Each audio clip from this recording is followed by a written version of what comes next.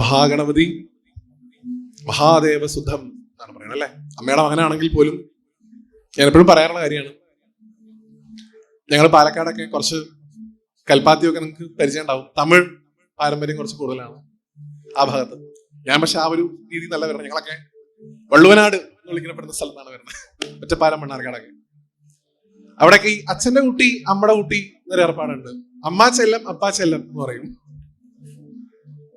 പ്രപഞ്ചത്തിന്റെ മുഴുവൻ മാതാപിതാക്കളായിട്ടുള്ള ആ പാർവതി പരമേശ്വരന്മാരിൽ അമ്മയുടെ ചൈതന്യം അധികമായിട്ടുള്ള ആളാണ് മഹാഗണപതി എന്നാണ് പൊതുവിൽ പറയുക. നമ്മളെ മൂലാധാര ചക്രത്തിൽ ഇരിക്കുന്ന കൊണ്ടലിയുടെ പോലും കാവൽക്കാരന്റെ സ്ഥാനം, അമ്മയുടെ കാവൽ ഗണപതി നിൽക്കുന്നു എന്ന് പറയുന്നത് കൊണ്ട് അതാണ് ഉദ്ദേശിക്കുന്നത്. ഭഗവാന്റെ അംശത്തെക്കാൾ കൂടുതൽ ശ്രീപാർവതിയുടെ അംശമാണ് മഹാഗണപതിയിലുള്ളത്. എന്നാൽ മുരുകനിൽ അച്ഛന്റെ കുട്ടിയാണ് കൂടുതലും. മഹാദേവൻ തന്റെ 6 മുഖങ്ങളിൽ നിന്ന് സൃഷ്ടിച്ചിട്ടുള്ള ഉണ്ണിയാണ്. ഒരാളെ അമ്മ തന്റെ ദേഹത്തുനിന്ന് സൃഷ്ടിച്ചു, മറ്റൊരാളെ മഹാദേവൻ സൃഷ്ടിച്ചു. എങ്ങനെയാണെങ്കിലും ആ രണ്ടുപേരുടെയും അനുഗ്രഹം നമുക്ക് എല്ലാവർക്കും ഉണ്ടാവട്ടെ എന്ന് പ്രാർത്ഥിച്ചുകൊണ്ട് പെരുന്നാളത്തപ്പനെ കുറിച്ച് സംസാരിച്ച് തുടങ്ങണം ഇനി എന്നാണ് കരുതുന്നത്. ഭഗവാൻ മഹാദേവന്റെ കഥകൾ നമ്മൾ ചെറുപ്പത്തിൽ തൊട്ട് കേൾക്കുന്ന ഒന്നാണ്.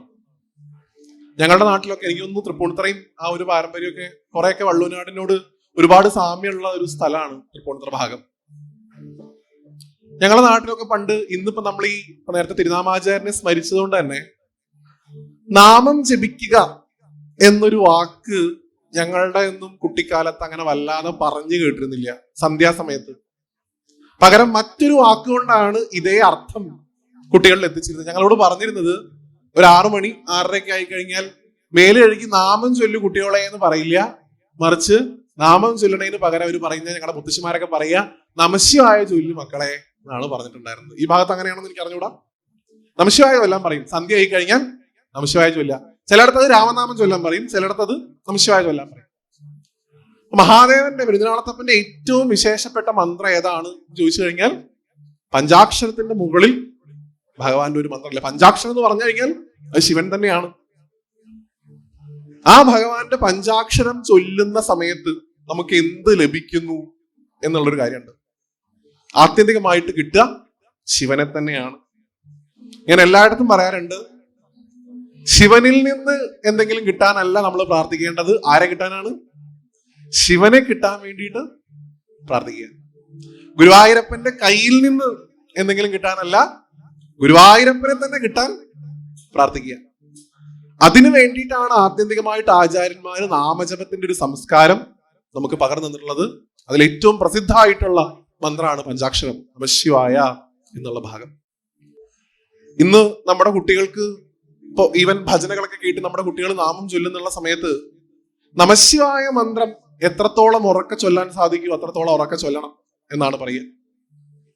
ബ്രഹ്മശബ്ദമായിട്ടുള്ള നമശിവായ ശബ്ദത്തിന്റെ അർത്ഥം ഇപ്പൊ പണ്ടൊക്കെ കുട്ടികളായിരിക്കുന്ന സമയത്ത് ഞങ്ങള് ഈ മുത്തശ്ശിയും മുത്തശ്ശനൊക്കെ നമശിവായ ചൊല്ലു കുട്ടികളെ, നമശിവായ ചൊല്ലു കുട്ടികളെ എന്ന് പറഞ്ഞുകൊണ്ടേ ഇരിക്കുമ്പോ ഇന്നാണെങ്കിലും അന്നാണെങ്കിലും എന്തെങ്കിലും ഇങ്ങട് കിട്ടണതിനാണ് നമുക്ക് താല്പര്യം. ഇത് ചൊല്ലിക്കഴിഞ്ഞാൽ എന്ത് കിട്ടും എന്ന് നമുക്കറിയണം. റിട്ടേൺ പ്രതീക്ഷിക്കും, അത് തെറ്റൊന്നുമില്ല. ഞാൻ ഇത് ചെയ്തു കഴിഞ്ഞാൽ എനിക്ക് എന്ത് തിരിച്ച് കിട്ടും.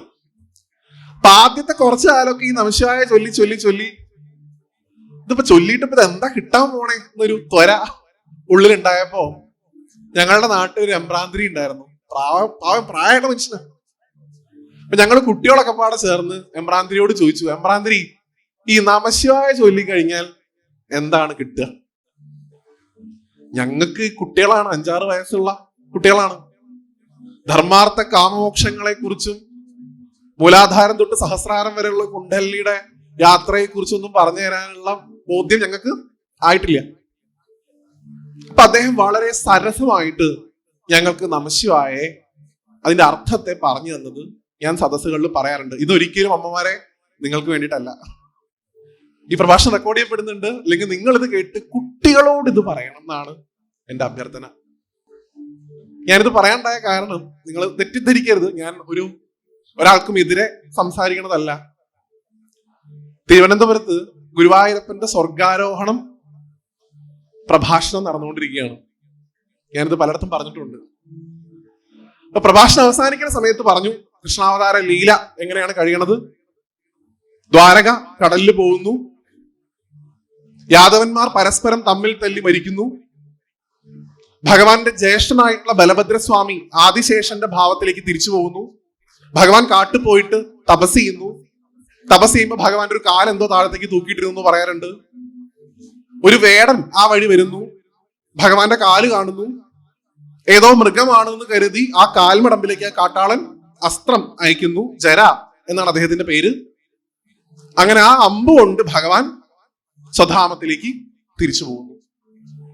ഞാൻ അവസാനിപ്പിച്ചപ്പോ പറഞ്ഞത് വേടന്റെ അമ്പ് കൊണ്ട് ഭഗവാന്റെ ആ നീണ്ട കൃഷ്ണാവതാര ലീല താൽക്കാലികമായി ആ ഒരു യുഗത്തിൽ ഭഗവാൻ അത് അവസാനിപ്പിച്ചു.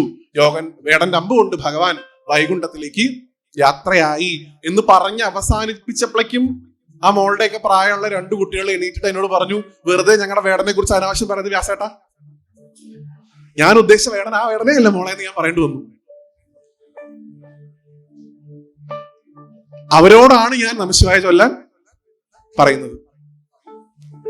എനിക്ക് മറ്റേ വേടനോട് ഒരു എതിർപ്പില്ല കേട്ടോ, അങ്ങനെ പറയരുത്.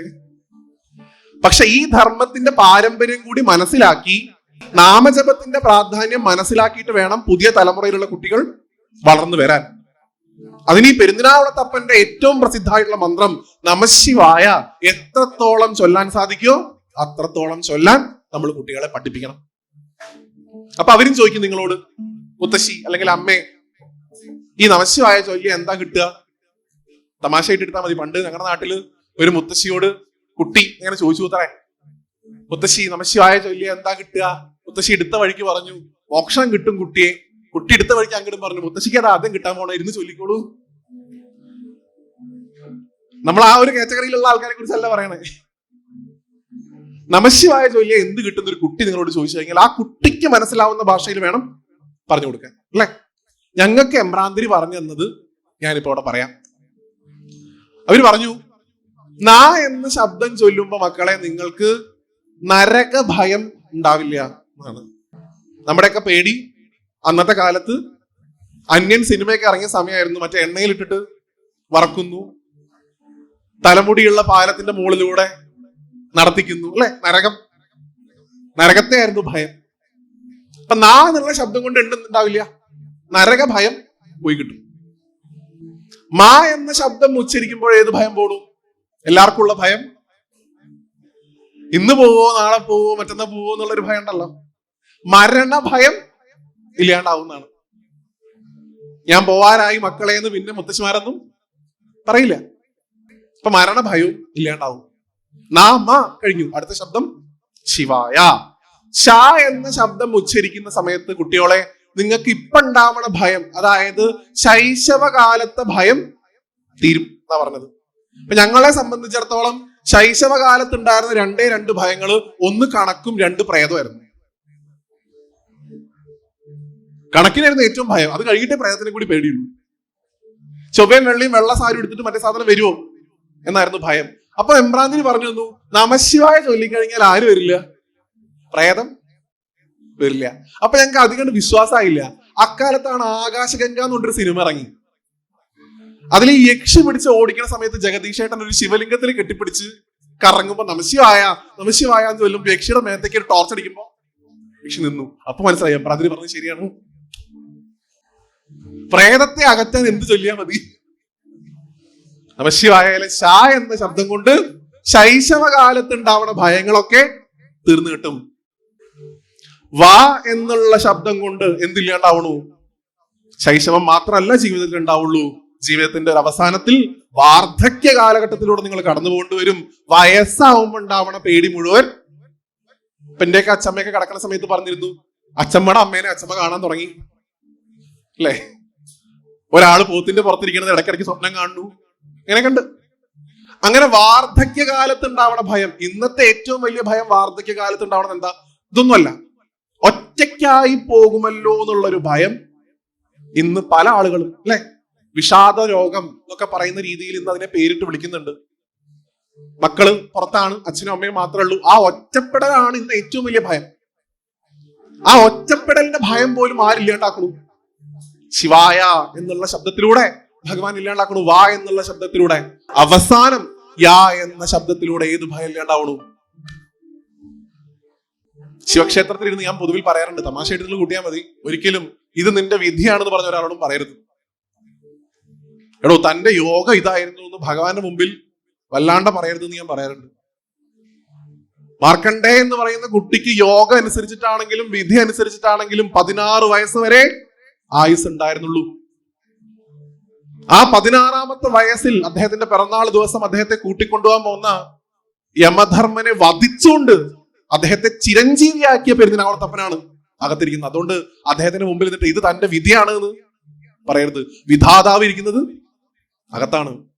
ഭഗവാൻ കാലനെ കൊല്ലണതിന് മുമ്പ് പറഞ്ഞത്രേ, കാല നീ വെറും കാലനാണ്, ഞാൻ മഹാകാലനാണ്. അദ്ദേഹമാണത്. സർവ്വതിന്റെയും ഉടമസ്ഥൻ, ഈ പ്രപഞ്ചത്തിന്റെ മുഴുവൻ നാഥൻ, ദേവന്മാരുടെ ദേവൻ. ആ മഹാദേവൻ യമഭയം ഇല്ലാണ്ടാക്കും യാ എന്നുള്ള ശബ്ദം കൊണ്ടാണ്. അപ്പൊ നോക്കൂ, ജനനം തൊട്ട് മരണം വരെ നമ്മുടെ ജീവിതത്തിൽ ഉണ്ടാവുന്ന ഏതൊരു ഭയത്തെയും തരണം ചെയ്യാൻ എന്തുമാത്രം ജപിച്ചാൽ മതി? പഞ്ചാക്ഷരം മാത്രം ജപിച്ചാൽ മതി. നമഃശിവായ ചൊല്ലുക. തെറ്റിക്കോട്ടെ, കുഴപ്പമില്ല. ഏത് സമയത്താണെന്നുണ്ടെങ്കിലും നമുക്ക് ജപിക്കാൻ സാധിക്കും നമഃശിവായ എന്നാ പറയുക ആചാര്യന്മാര്. രാവിലെയാണോ രാത്രിയാണോ എന്ന് നോക്കേണ്ട ആവശ്യമില്ല. ഈവൻ എപ്പോ ജപിക്കണതാണ് ഏറ്റവും പ്രാധാന്യം ചോദിച്ചു കഴിഞ്ഞാൽ, മഹാദേവന്റെ പ്രത്യേകമായിട്ട് മഹാദേവനെ ആരാധിക്കാൻ ഏറ്റവും പറ്റിയ സമയം ഏതാ? എപ്പോഴും ആരാധിക്കാം, എങ്കിലും ഭഗവാൻ ഏറ്റവും ഇഷ്ടം പ്രദോഷം ആണ്.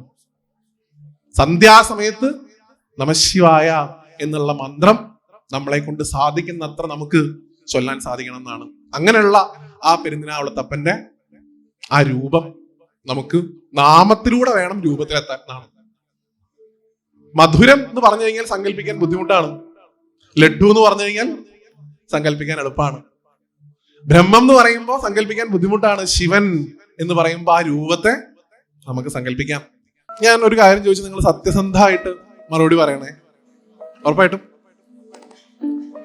എത്ര പേര് ഗുരുവായൂർ പോകുമ്പോൾ ഗുരുവായൂരപ്പനെ ക്യൂ നിന്ന് തൊഴുത്, അകത്ത് കയറി ഗണപതി ഭഗവാനെ തൊഴുത്, പുറത്തിറങ്ങി അയ്യപ്പസ്വാമിയെ തൊഴുത്, പ്രദക്ഷിണം വെച്ച് പ്രസാദം വാങ്ങുന്ന സമയത്ത് എടത്തിരികത്തുകാവ് ഭഗവതിയെ തൊഴുത്, ആ ഭഗവതി പ്രദക്ഷിണം വെക്കുമ്പോ അങ്ങോട്ട് നോക്കിയിട്ട് അവിടെയാണ് മമ്മിയൂര്. മമ്മിയൂരപ്പനെ കാണാതെ ഈ ഷോർട്ട് കട്ട് ഉപയോഗിക്കുന്ന എത്ര ആൾക്കാരുണ്ട്? ഒന്ന് കൈമുക്കുവോ? സ്വാഭാവികത. ഞാനൊക്കെ എപ്പോഴും അങ്ങനെയാണ്. പക്ഷെ നിങ്ങൾ ആലോചിക്കുക, ഗുരുവായൂരപ്പ എന്ന് വിളിക്കാനുള്ള ഒരു ഭാഗ്യം പണ്ട് ഞാൻ തന്നെ എപ്പോഴും പറഞ്ഞിട്ടുണ്ട്. ഒരു സന്തോഷം വരുമ്പോഴും, ഒരു ആപത്ത് വരുമ്പോഴും, ഒരു സങ്കടം വരുമ്പോഴും എപ്പോഴും ഒരു തവണയെങ്കിലും എന്റെ ഗുരുവായൂരപ്പ എന്ന് വിളിക്കാൻ നിങ്ങൾക്ക് സാധിക്കുന്നുണ്ടെങ്കിൽ നിങ്ങളുടെ ചുമലിൽ ഒരു കൈ വന്ന് വീഴും എന്ന് ഉറപ്പായിട്ട് വിശ്വസിച്ചോളൂ എന്ന് പണ്ട് എവിടെയോ പറഞ്ഞിട്ടുണ്ട്. ആ ഗുരുവായൂരപ്പ എന്ന് വിളിക്കാനുള്ള അർഹത നമുക്ക് ഉണ്ടാക്കി തന്നത് ഈ ഇരിക്കുന്ന പെരുന്നിനാവളത്തപ്പനാണെന്നുള്ള ബോധ്യം, അല്ലെങ്കിൽ മമ്മിയൂരപ്പനാണെന്നുള്ള ബോധ്യം എപ്പോഴും നമുക്ക് ഉണ്ടാവണം. പ്രിയപ്പെട്ടവരെ, ഗുരുവായൂരപ്പന്റെ വിഗ്രഹം പ്രതിഷ്ഠിക്കാനായി ഗുരുവായൂരിനെ തെരഞ്ഞെടുത്ത ഗുരുവും വായുവും അതിനൊറ്റ കാരണമേയാണ് നിശ്ചയിച്ചിട്ടുള്ളൂ. എന്തുകൊണ്ട് ആകാശമാർഗത്തിലൂടെ സഞ്ചരിക്കുന്ന ആളുകൾ അവിടെ ലാൻഡ് ചെയ്തു? ഒറ്റ കാരണമേ ഉള്ളൂ. ഇനി നിങ്ങൾ ഗുരുവായൂർ വരുമ്പോൾ ശ്രദ്ധിക്കുക, ഗുരുവായൂരപ്പൻ കൃഷ്ണൻ തന്റെ സ്വന്തം കൈകൊണ്ട് പൂജിച്ചിരുന്ന ദ്വാരകയിൽ ഉണ്ടായിരുന്ന ആ വിഗ്രഹം ഇരിക്കുന്നു എന്നുള്ളത് മാത്രമല്ല ഗുരുവായൂപുരത്തിന്റെ പ്രാധാന്യം, മറിച്ച് അവിടെ മഹാദേവന്റെ പാദസ്പർശം ഉണ്ടായിട്ടുള്ള മണ്ണാണത് എന്നുള്ളതാണ് അതിന്റെ പ്രാധാന്യം. അതുകൊണ്ടാ അവിടെ ഇറക്കിയത്. മഹാദേവന്റെ ഒരു പാരമ്പര്യമാണ്, ആവശ്യമുള്ളതൊക്കെ അദ്ദേഹത്തിന്റെ ഒക്കെ അദ്ദേഹം എല്ലാവർക്കും കൊടുത്ത് ആർക്കും വേണ്ടാത്തത് അദ്ദേഹം സ്വീകരിക്കുന്നതാണ്. പാലാഴി കടഞ്ഞ സമയത്ത് ലക്ഷ്മിയും ഉച്ചൈശ്രവസ് എന്നുള്ള കുതിരയും ഐരാവതവും അമൃതും വന്നപ്പോ ആൾക്കാർ ഓടുകയായിരുന്നു, ഞങ്ങൾക്ക് വേണമെന്നുണ്ട്. ഹലാഹലം കാളകൂടെന്ന് പറഞ്ഞ സമയത്തും ഓടുകയായിരുന്നു, ഞങ്ങൾക്ക് വേണ്ട എന്ന് പറഞ്ഞിട്ടുണ്ട്. അതിനെ സ്വീകരിക്കാൻ പ്രപഞ്ചത്തിൽ ഒരാളെ ഉണ്ടായിട്ടുള്ളൂ. തന്റെ സുരക്ഷിതത്വം പോലും നോക്കാതെ ഈ പ്രപഞ്ചത്തിന്റെ സുരക്ഷിതത്വം നോക്കി ഭഗവാൻ എന്നാണ് നമ്മൾ പറയുക. കഥയൊക്കെ പറയുമ്പോൾ ഭഗവാന്റെ സുരക്ഷിതത്വം നോക്കേണ്ട ആവശ്യമൊന്നുമില്ല.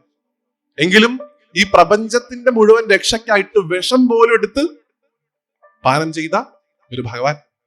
അദ്ദേഹത്തെയാണ് ദിവസവും ചെന്ന് തൊഴാനുള്ള ഭാഗ്യം ഈ ഭാഗത്ത് ജനിക്കുന്ന നിങ്ങൾക്ക് കിട്ടുന്നത്. ഞാൻ കഴിഞ്ഞ ദിവസം കൊല്ലത്താണെന്ന് തോന്നുന്നു ആ പ്രഭാഷണം റെക്കോർഡ് ചെയ്യപ്പെട്ട് കുറെ ആൾക്കാർ കേട്ടു. എന്നോട് പറഞ്ഞു, സ്വന്തം നാട്ടിലെ ക്ഷേത്രത്തിന്റെ പ്രാധാന്യം എപ്പോഴും ഉയർത്തിപ്പിടിക്കുക.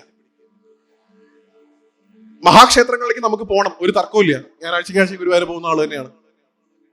പക്ഷേ ഗുരുവായൂർ എപ്പോഴൊക്കെ പോകുന്നുണ്ടോ, ആ പോകുന്നതിന് മുമ്പായിട്ട് വണ്ടി ഒന്ന് നിർത്തി എന്റെ തിരുമാന്താകുന്നിൽ അമ്മയെ കണ്ട, അമ്മേ ഞാൻ പോയിട്ട് വരാം, സന്തോഷമായിട്ട് എന്റെ കുട്ടി ഇരിക്കണം കേട്ടോ എന്ന് പറഞ്ഞിട്ടേ ഞാൻ അങ്ങോട്ട് പോരുള്ളൂ. അവനവന്റെ നാട്ടിലെ ക്ഷേത്രമാണ് നമ്മളെ സംബന്ധിച്ചിടത്തോളം ഏറ്റവും മഹത്തരം. എന്താപത്ത് വന്നാലും ആദ്യം നമുക്ക് ഓടി ചെല്ലാൻ സാധിക്കുക നമ്മുടെ ക്ഷേത്രത്തിലാണ്. അതിന്റെ അഭിവൃദ്ധിക്ക് വേണ്ടിയിട്ട് പ്രയത്നിക്കുകയാണ് ഓരോരുത്തരുടെയും ധർമ്മം. ഇവിടെ ഒരു ശിവക്ഷേത്രം തന്നെ നിങ്ങൾക്ക് ഭഗവാന്റെ അനുഗ്രഹം കൊണ്ട് കിട്ടിയിരിക്കുന്നു. അതുകൊണ്ട് സാധിക്കുന്നുണ്ടെങ്കിൽ, ഞാനത് പറയുമ്പോൾ നിങ്ങൾക്ക് ദേഷ്യം തോന്നരുത്. ഭഗവാൻ പറഞ്ഞിട്ടില്ല ഒരിക്കലും തിങ്കളാഴ്ച മാത്രം വന്നിട്ട് എന്നെ കണ്ടാൽ മതി. ഭഗവാൻ പറഞ്ഞിട്ടില്ല ഒരിക്കലും പ്രദോഷത്തിന് മാത്രം ഇവിടെ പോന്നോളൂ, ഞാനിവിടെ ഉണ്ടാവും. ഭഗവാൻ പറഞ്ഞിട്ടില്ല ഒരിക്കലും തിരുവാതിര മാത്രമാണ് എനിക്ക് ഏറ്റവും ക്യാമ്പപ്പെട്ട ദിവസം. അച്ഛനെയും അമ്മേനെയും എന്നും ചെന്ന് കാണുന്നതാണ് അച്ഛനും അമ്മയ്ക്ക് ഇഷ്ടം.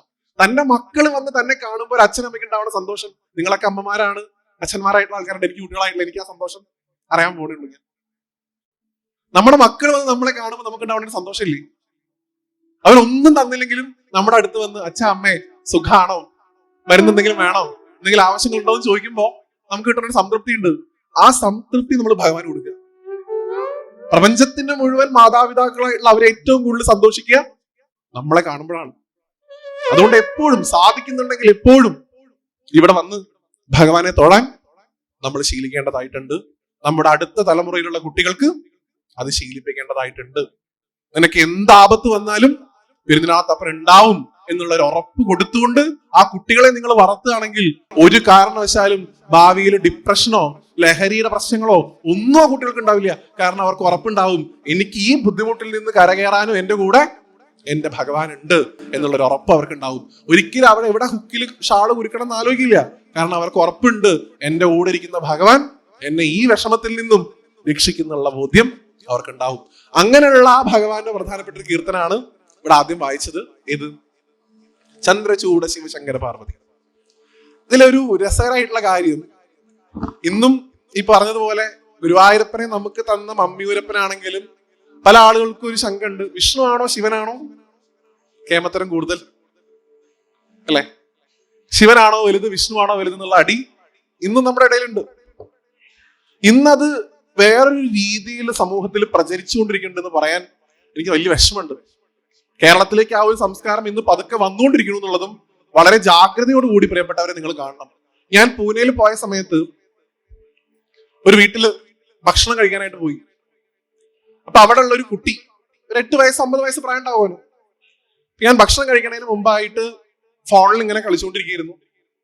ആ കുട്ടി എന്നോട് വന്ന് പറഞ്ഞു, ഏട്ടാ I use to see your reels, എന്റെ വീഡിയോ കാണാനുണ്ട്. I love you talking about lord Krishna, കൃഷ്ണനെ കുറിച്ച് പറയുന്നത് കേൾക്കാൻ എനിക്ക് വലിയ ഇഷ്ടമാണ്.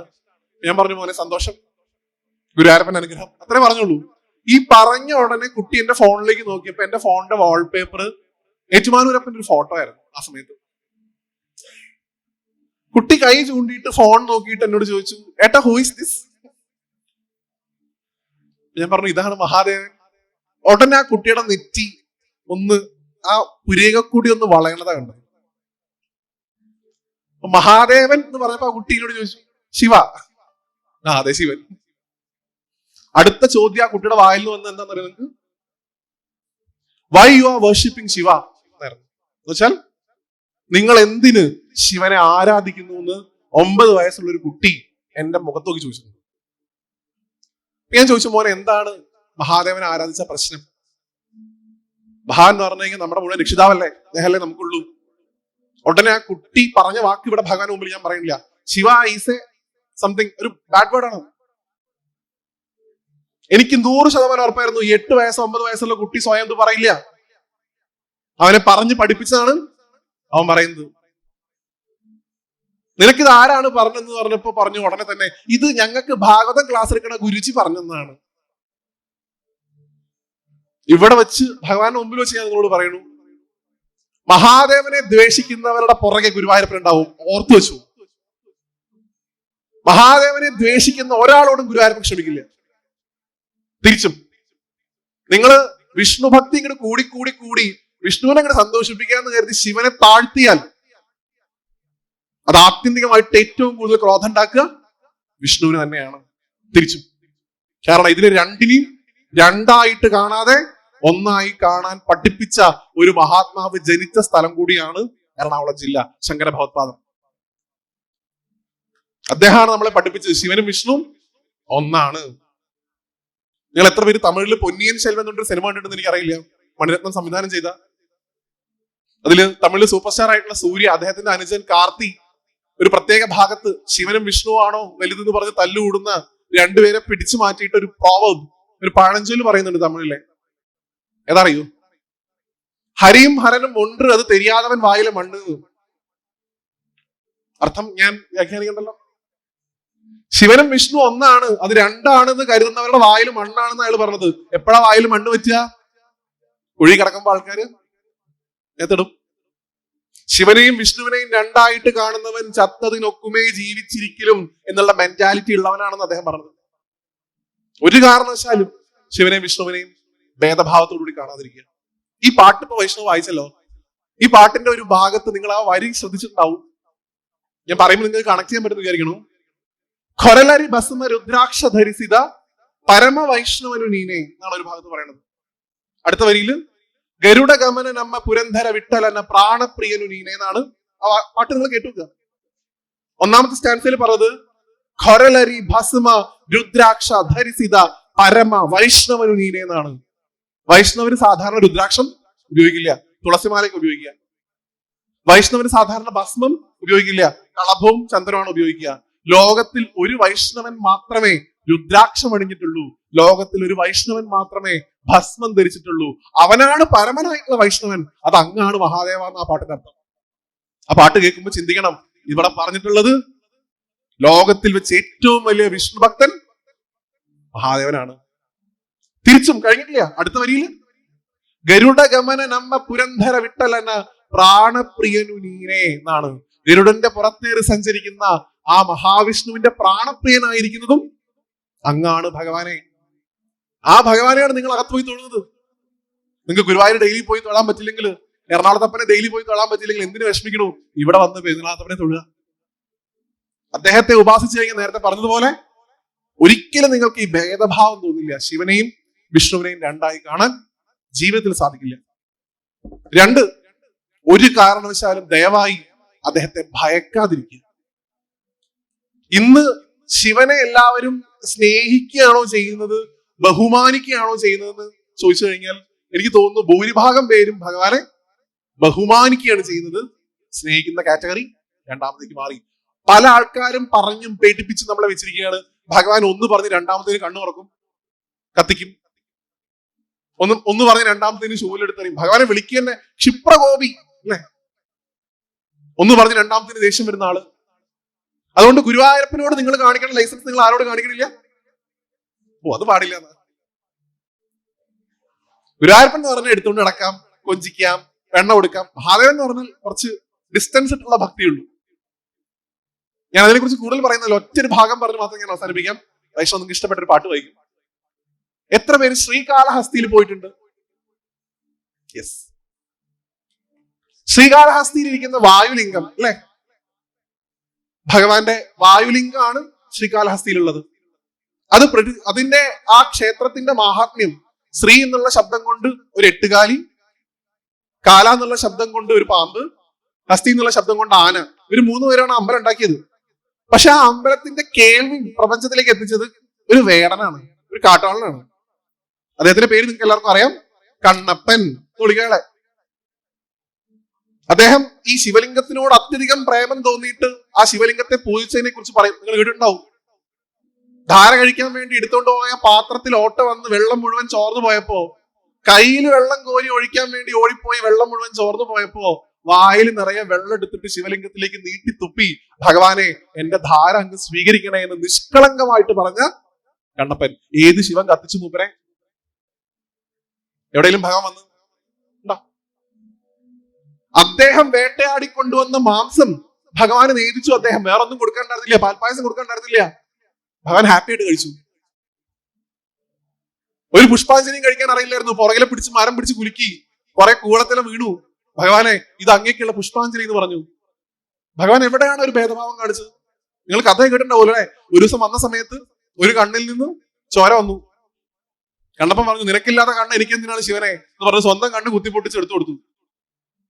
കുറച്ച് കഴിഞ്ഞപ്പോ രണ്ടാമത്തെ കണ്ണിന്നും ചോര വന്നു. കണ്ണപ്പൻ ചിരിക്കത്ര ചെയ്തു, നീ എന്റെ കൂടെ കളിക്കുകയാണോ ശിവനെ? രണ്ടാമത്തെ കണ്ണ് വേണമെങ്കിൽ ചോദിച്ചാൽ പോരെ? ഇങ്ങനെ തമാശ കളിക്കണമെന്ന് കരുതി രണ്ടാമത്തെ കണ്ണും കുത്തിപ്പൊട്ടിക്കാൻ പോയ സമയത്ത് കൈ പുറകിലേക്ക് വലിച്ചു. അത് കണ്ണ് കൊടുക്കാൻ മടിയുണ്ടായിട്ടല്ല. ഈ കണ്ണും പോയി കഴിഞ്ഞാൽ ഞാൻ കണ്ണെടുത്ത് നിനക്ക് എവിടെ ഫിറ്റ് തരും? ഇതിന്റെ സ്ഥാനം പറയണല്ലോ, മൂക്കിന്റെ അവിടെ കൊണ്ട് വെക്കാൻ പറ്റില്ലല്ലോ. അതുകൊണ്ട് ഞാൻ അടയാളം പിടിക്കുന്നുണ്ട് ശിവനെ എന്ന് പറഞ്ഞ് ഇടത്തെ കാല് പൊക്കിയിട്ട് ഇടത്തെ കാലില് തള്ളവിരല് കണ്ണിന്റെ മുകളിൽ ചവിട്ടി പിടിച്ചു കണ്ണപ്പൻ. എന്നിട്ട് സ്വന്തം കണ്ണ് കുത്തിപ്പൊട്ടിച്ചിട്ട് ആ അടയാളം പിടിച്ച കണ്ണ് കാലിന്റെ ഭാഗത്ത് കൊണ്ടുവച്ചു. ശിവലിംഗത്തിൽ ചവിട്ടി കണ്ണപ്പൻ. ഏത് ശിവൻ മൂന്നാമത്തെ കണ്ണ് തുറന്ന് കത്തിച്ചു? ഭഗവാൻ പ്രത്യക്ഷപ്പെട്ട് കെട്ടിപ്പിടിച്ച് പറഞ്ഞേ, മോനെ നിന്നെ പോലൊരു ഭക്തനെ ഞാൻ ജീവിതത്തിൽ കണ്ടിട്ടില്ല എന്ന്. അതാണ് ശിവൻ. ആരെങ്കിലും നിങ്ങളെ ഭഗവാനെ ഭയക്കാൻ പ്രേരിപ്പിക്കുന്നുണ്ടെങ്കിൽ ഓട്ടോ കാശ് കൊടുത്ത് വിടുക. എന്റെ അച്ഛനെ ഞാൻ എന്തിനു ഭയക്കണം എന്ന് തിരിച്ചവരോട് ചോദിക്കുക. അച്ഛൻ ശിക്ഷിക്കും, അച്ഛൻ നശിപ്പിക്കില്ല, അത്രേ ഉള്ളൂ. അമ്മ ശിക്ഷിക്കും, അമ്മ നശിപ്പിക്കില്ല. നമ്മുടെ ഒരു ഈശ്വരന്മാരും നമ്മളെ നശിപ്പിക്കില്ല. നമ്മളെപ്പോഴും സംരക്ഷിക്കുന്നവരാണ് അവർ. ഞങ്ങളുടെ നാട്ടിലൊക്കെ ഞാൻ കഴിഞ്ഞ ദിവസം പറഞ്ഞിരുന്നത്, ഈ താറാക്കൂട്ടങ്ങളെ കൊണ്ടുവരും. അപ്പൊ ഈ താറാക്കൂട്ടങ്ങൾ ഒരു ലൈനിൽ ഇങ്ങനെ പോകുമ്പോ ചില താറാവുകൾ അവർക്കൊരു ക്രൈസാണ്, കുറച്ച് അങ്ങോട്ട് പോവാം എന്ന് കരുതിയിട്ട് കുറച്ചെണ്ണം അങ്ങോട്ട് പോകും. അപ്പൊ ഇദ്ദേഹത്തിന്റെ കയ്യിലുള്ള ഒരു വലിയ വടി കൊണ്ട് അദ്ദേഹത്തിന്റെ കാലിൽ 2 തട്ട് കൊടുക്കും. അപ്പൊ അത് വീണ്ടും ഈ കൂട്ടത്തിന്റെ ഇടയിൽ തന്നെ വരും. ഈ തട്ട് കിട്ടിയില്ലെങ്കിൽ വണ്ടി കയറി ചാവും താറാവും. ഈ തട്ടാണ് ഭഗവാൻ ഇടയ്ക്ക് നമുക്ക് ഓരോ തരുന്നത്. നല്ലതാണത്. കാരണം ഹീസ് കൺസേൺഡ് അബൌട്ട് യു. സന്തോഷിക്കുക, നമ്മളെ കുറിച്ച് ആര് കൺസേൺഡ് ആണ്? ഭഗവാൻ കൺസേൺഡ് ആണ്. നിന്റെ കുട്ടി വഴിതെറ്റി പോവരുത് എന്ന് ഭഗവാൻ തോന്നലുള്ളത് കൊണ്ട് ഭഗവാൻ നമ്മളെ അടിച്ചു. ഭഗവാനോട് നന്ദി പറയുക. എന്നെ തിരുത്താൻ അങ്ങ് ഞങ്ങളുടെ കൂടെ ഉണ്ടല്ലോ ഭഗവാനെ എന്ന് പറയാം. അങ്ങനെയുള്ള ഭഗവാന്റെ ഏറ്റവും പ്രസിദ്ധമായിട്ടുള്ള ക്ഷേത്രങ്ങൾ കേരളത്തിൽ നിരവധി ഉണ്ടെങ്കിൽ നമ്മുടെ അടുത്തുണ്ട്. എങ്കിലും കേരളത്തിന്റെ മുഴുവൻ ശിവക്ഷേത്രങ്ങളുടെ ഒരു പാരമ്പര്യം ഏറ്റുവാങ്ങിക്കൊണ്ട് ഒരു ഉത്സവം ഇല്ലാണ്ട്, എന്നാൽ പ്രപഞ്ചത്തിലെ ഏറ്റവും വലിയ ഉത്സവം നടത്തുന്ന ഭഗവാനായി, വടക്കുന്നാഥനായിട്ട് ഭഗവാൻ തൃശ്ശിവപ്പേരൂരിൽ, പേരിൽ തന്നെ ഭഗവാന്റെ ആ പേരുള്ള സ്ഥലമാണ്. ആ തൃശ്ശിവപ്പേരൂരിൽ ഇരിക്കുന്ന ഭഗവാൻ, കിരാതമൂർത്തിയായിട്ടുള്ള ആ ഭഗവാനെ സാഷ്ടാംഗം നമസ്കരിച്ചുകൊണ്ട് പ്രപഞ്ചത്തിന് മുഴുവൻ അച്ഛന്റെ സ്ഥാനം മഹാദേവൻ അലങ്കരിക്കുന്നുണ്ട്. എങ്കിലും അദ്ദേഹത്തിന് ഏറ്റവും പ്രിയപ്പെട്ട ഒരു മകൻ ഉദയനാപുരത്തപ്പനെ കാത്തു നിൽക്കുന്ന വൈക്കത്തപ്പൻ അല്ലെ, അന്നദാന പ്രഭുവായിട്ടുള്ള പെരുന്നാളത്തപ്പൻ തന്നെ ആയിട്ടുള്ള വൈക്കത്തപ്പൻ. ഞാൻ പറഞ്ഞിരുന്നു, ഭഗവാനെ നിങ്ങൾ ആശ്രയിക്കുകയാണെങ്കിൽ ആത്യന്തികമായിട്ട് നിങ്ങൾക്ക് ഒരിക്കലും ഞാൻ ഒറ്റയ്ക്കായി പോയി എന്ന് തോന്നില്ല. ഭഗവാൻ എപ്പോഴും നമ്മുടെ കൂടെ ഒരു ഭസ്മത്തിന്റെ ഗന്ധമായിട്ടും എവിടെന്നെങ്കിലുമൊക്കെ ഒരു പഞ്ചാക്ഷരത്തിന്റെ നാദായിട്ടൊക്കെ ഭഗവാൻ സ്ഥിരം ഞാൻ കൂടെ ഉണ്ട് എന്ന് അറിയിച്ചുകൊണ്ടിരിക്കുന്നതാണ്. അങ്ങനെയുള്ള ഭഗവാൻ, അദ്ദേഹത്തിന്റെ ഏറ്റവും പ്രിയപ്പെട്ട മകൻ സാക്ഷാൽ മുരുകൻ. നോക്കൂ, ഭഗവാന് ഈ ശിവൻ എന്ന് വിളിക്കപ്പെടുന്ന ചൈതന്യത്തെ ഞാൻ പറഞ്ഞല്ലോ, ഈ ക്ഷിപ്രകോപിയാക്കുന്ന സമയത്ത് നമ്മൾ ആത്യന്തികമായിട്ട് ഭഗവാൻ ഒരു ഈഗോ ചാർത്തി കൊടുക്കുക ചെയ്യുന്നത്. ഭഗവാൻ എന്ന് പറഞ്ഞാൽ ഈഗോ ലവലേശമില്ലാത്തൊരു ചൈതന്യമാണ് ശിവൻ.